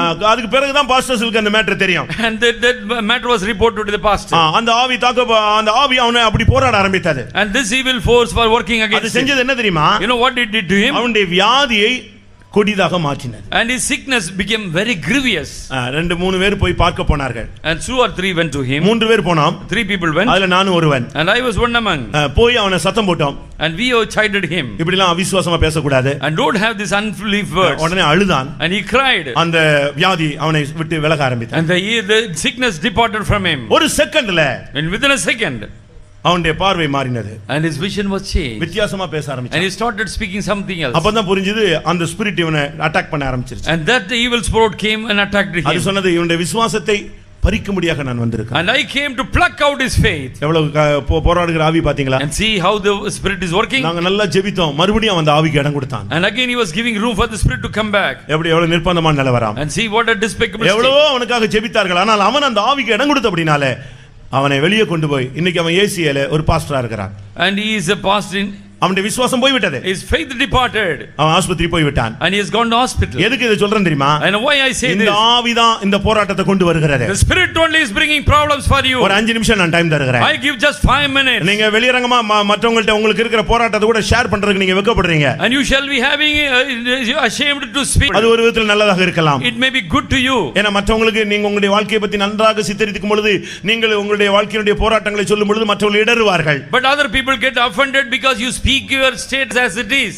ஆனா ஒன்று, But one thing, உன்னுடைய உண்மையான நிலவரத்தை அறிகிற தேவன் ஒருவர் இருக்கிறார். but there is a God to know all the parts of your life. அவருக்கு nook and corner தெரியும். He knows all the nook and corner of your நீ life. இடம் கொடுத்தியா இல்ல அந்த வல்லமை உன்னை மேற்கொண்டு விட்டதா? Whether you are given room or the power was attacking யாருடைய you. போராட்டத்தினால உன் குடும்பம் இப்படி சிதைந்து போய் விட்டது? How your family is in disarray because of which அது problem? அவருக்கு தெரியும். God knows fully. ஆனா ஒன்று நிச்சயம், But you one is sure. இன்னைக்கு நான் சொல்றேன், இன்னைக்கு கர்த்தர் உன்னை நேசிக்கிறார், அதனால உன்னை இங்க கொண்டு வந்திருக்கிறார். Today God loves you, therefore God has brought you here. இன்னொன்று நிச்சயம், One is an assurance. உன்னை இம்மட்டுமாய் அழிவுக்கு தப்புவித்ததே தேவனுடைய திட்டம் தான். உன்னை விடுவிக்கிறது தான் தேவனுடைய திட்டம். It is the plan of God to set you free, therefore God has preserved you thus far. ஒரு 5 நிமிஷம் யாரும் கண்ணை திறக்காதீங்க. Please don't open your eyes for 5 minutes. உங்களுடைய வாழ்க்கையில் இந்த போராட்டம் அதிகரித்தால் வலது கையை மைத்து மற்றும் உயர்த்தி, கர்த்தாவே இந்த போராட்டத்தை நீர் அறிவீர், நானும் அறிகிறேன், எனக்கு இந்த வல்லமையின் மேல ஒரு அதிகாரம் கொடும், இந்த வல்லமையின் மேல் கட்டளையிட்டு இதை துரத்தி விடும், அழித்து விடும் ஆண்டவரேன்னு சொல்லுங்க. And just raise up your right hand if this spirit is working and attacking you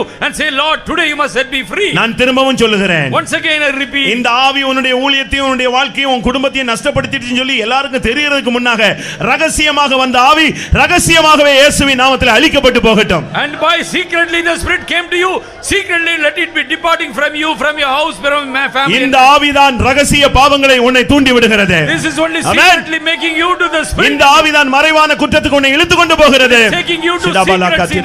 Hallelujah. இந்த ஆவிதான் துணிகரமான பாவத்துக்கு உன்னை இழுத்து கொண்டு போகிறது. Taking you to presumptuous sins. இந்த ஆவிதான் உன்னை பெரும் பாதகனாய் மாற்றி கொண்டிருக்கிறது. Making you to great sins in your life. 5 நிமிடம் தான் அதுக்குள்ளே இந்த ஆவிகள் எல்லாம் பாதாளத்தை சந்திக்க வேண்டும். 5 minutes within that this force should go to the hell. எத்தனை பேர் அதை வாஞ்சிக்கிறீர்கள் பிரியமானவர்களே? How many of us are desiring this? கர்த்தாவே நான் நம்பிக்கையோடு உம்மை நோக்கி பார்க்கிறேன். Lord, I look to you with confidence. அன்றைக்கு ஜெபாலயத்தில் வந்தது போல இந்த ஜெபாலயத்தில் நீர் வார்த்தையோடு வல்லமையோடு அதிகாரத்தோடு கட்டளையோடு வந்திருக்கிறீர். And powerfully with your word, with your commandment, you have come today in this synagogue. நான் எத்தனை வருடம் இந்த வல்லமையிலே பாதிக்கப்பட்டிருக்க வேண்டும்? How many of us are being seized with this? எத்தனை வருடம் நான் தலைகுனிந்து போக வேண்டும்? How long I must bow down myself? 8 வருடமோ, By 8 years, 12 வருடமோ, maybe 12 years, 18 வருடமோ, 18 years, 38 வருடமோ, 38 years, 40 வருஷமோ, 40 years. இல்ல வாழ்நாளெல்லாம் இப்படி இவ்வளவுதானா? Lord, all my lifetime. இல்லவே இல்லை. No, it is not like that. இன்றைக்கு உன்னோடு போராடுகிற வல்லமைகளை கட்டளையோடு வந்திருக்கிறார். அழிக்க முடியாத கட்டளை. God has given his commandment to destroy the force. இப்பொழுது பரிசுத்த ஆவியானவர் நம்முடைய மத்தியிலே வியாபித்து இறங்கி ஆளுகை செய்ய போகிறார். The spirit of the Lord want to reign upon us and operate. ஒரு சரியான ஒரு அக்கினி வரும் பொழுது இந்த ஆவியெல்லாம் எரிந்து சாம்பலாகி போய்விடும். And we are going to be reduced to ashes if correct spirit comes upon us. ஏய் டபானியான் கத்தனா, ஏய் டபக்கட பக்கத்திட பக்கத்திட பனம் திட பனம். ஆமென். யாரும் பரிசுத்த ஆவியை கட்டுப்படுத்தாதீங்க. Do not control the Holy Spirit within you. இப்போ உள்ள நேரம் காலம் என்ன தெரியுமா? You know what is this present time? அபிஷேகத்தினால் தான் விடுதலை, வேற எதிலுமே விடுதலை கிடையாது. By Holy Spirit alone we Amen. must have the deliverance. இந்த சத்தியம் உன்னை விடுதலையாக்கி கொண்டிருந்தது. The truth was setting you free. ஒன்று குமாரன் உன்னை நேரடியாக வந்து தொடுவார், இல்லாவிட்டால் ஒரு அபிஷேகம் உன்னை தொடு, நீ விடுவிக்கப்படுவாய். The Son of Man or the Spirit will touch you and you shall be relieved. சரியான ஒரு வல்லமை. நீங்க யாரும் வெட்கப்படாதீங்க. Don't be crestfallen, don't be having shame. அபிஷேகத்துக்கு வெட்கப்படாதீங்க, அபிஷேகத்தை கட்டுப்படுத்தாதீங்க. Don't control the Holy Hallelujah. Spirit, don't be ashamed of. உங்களுடைய நோக்கம் எல்லாம் விடுதலை மாத்திரமாகவே இருக்கட்டும். And your ambition must be deliverance உங்களுடைய today. நோக்கம் எல்லாம் பிசாசின் கிரியைகளை அழிப்பதாகவே இருக்கட்டும். All must be Hallelujah. only to destroy the power. உங்களுடைய நோக்கம் எல்லாம் பிசாசின் தலையை நசுக்குவதாகவே இருக்கட்டும். Crushing the head of the devil. Hallelujah. உன்னுடைய நோக்கம் உன் புருஷன் விடுவிக்கப்பட வேண்டும். Your husband must be Hallelujah. relieved. That is your plan. உன்னுடைய நோக்கம் உன்னுடைய ஊழியம் விடுவிக்கப்பட வேண்டும். Your aim must be, your ministry must be delivered. உன்னுடைய நோக்கம் உன்னுடைய சபை விடுவிக்கப்பட Your வேண்டும். church must be relieved. திடிக்கடபக்கத்திரபானியா.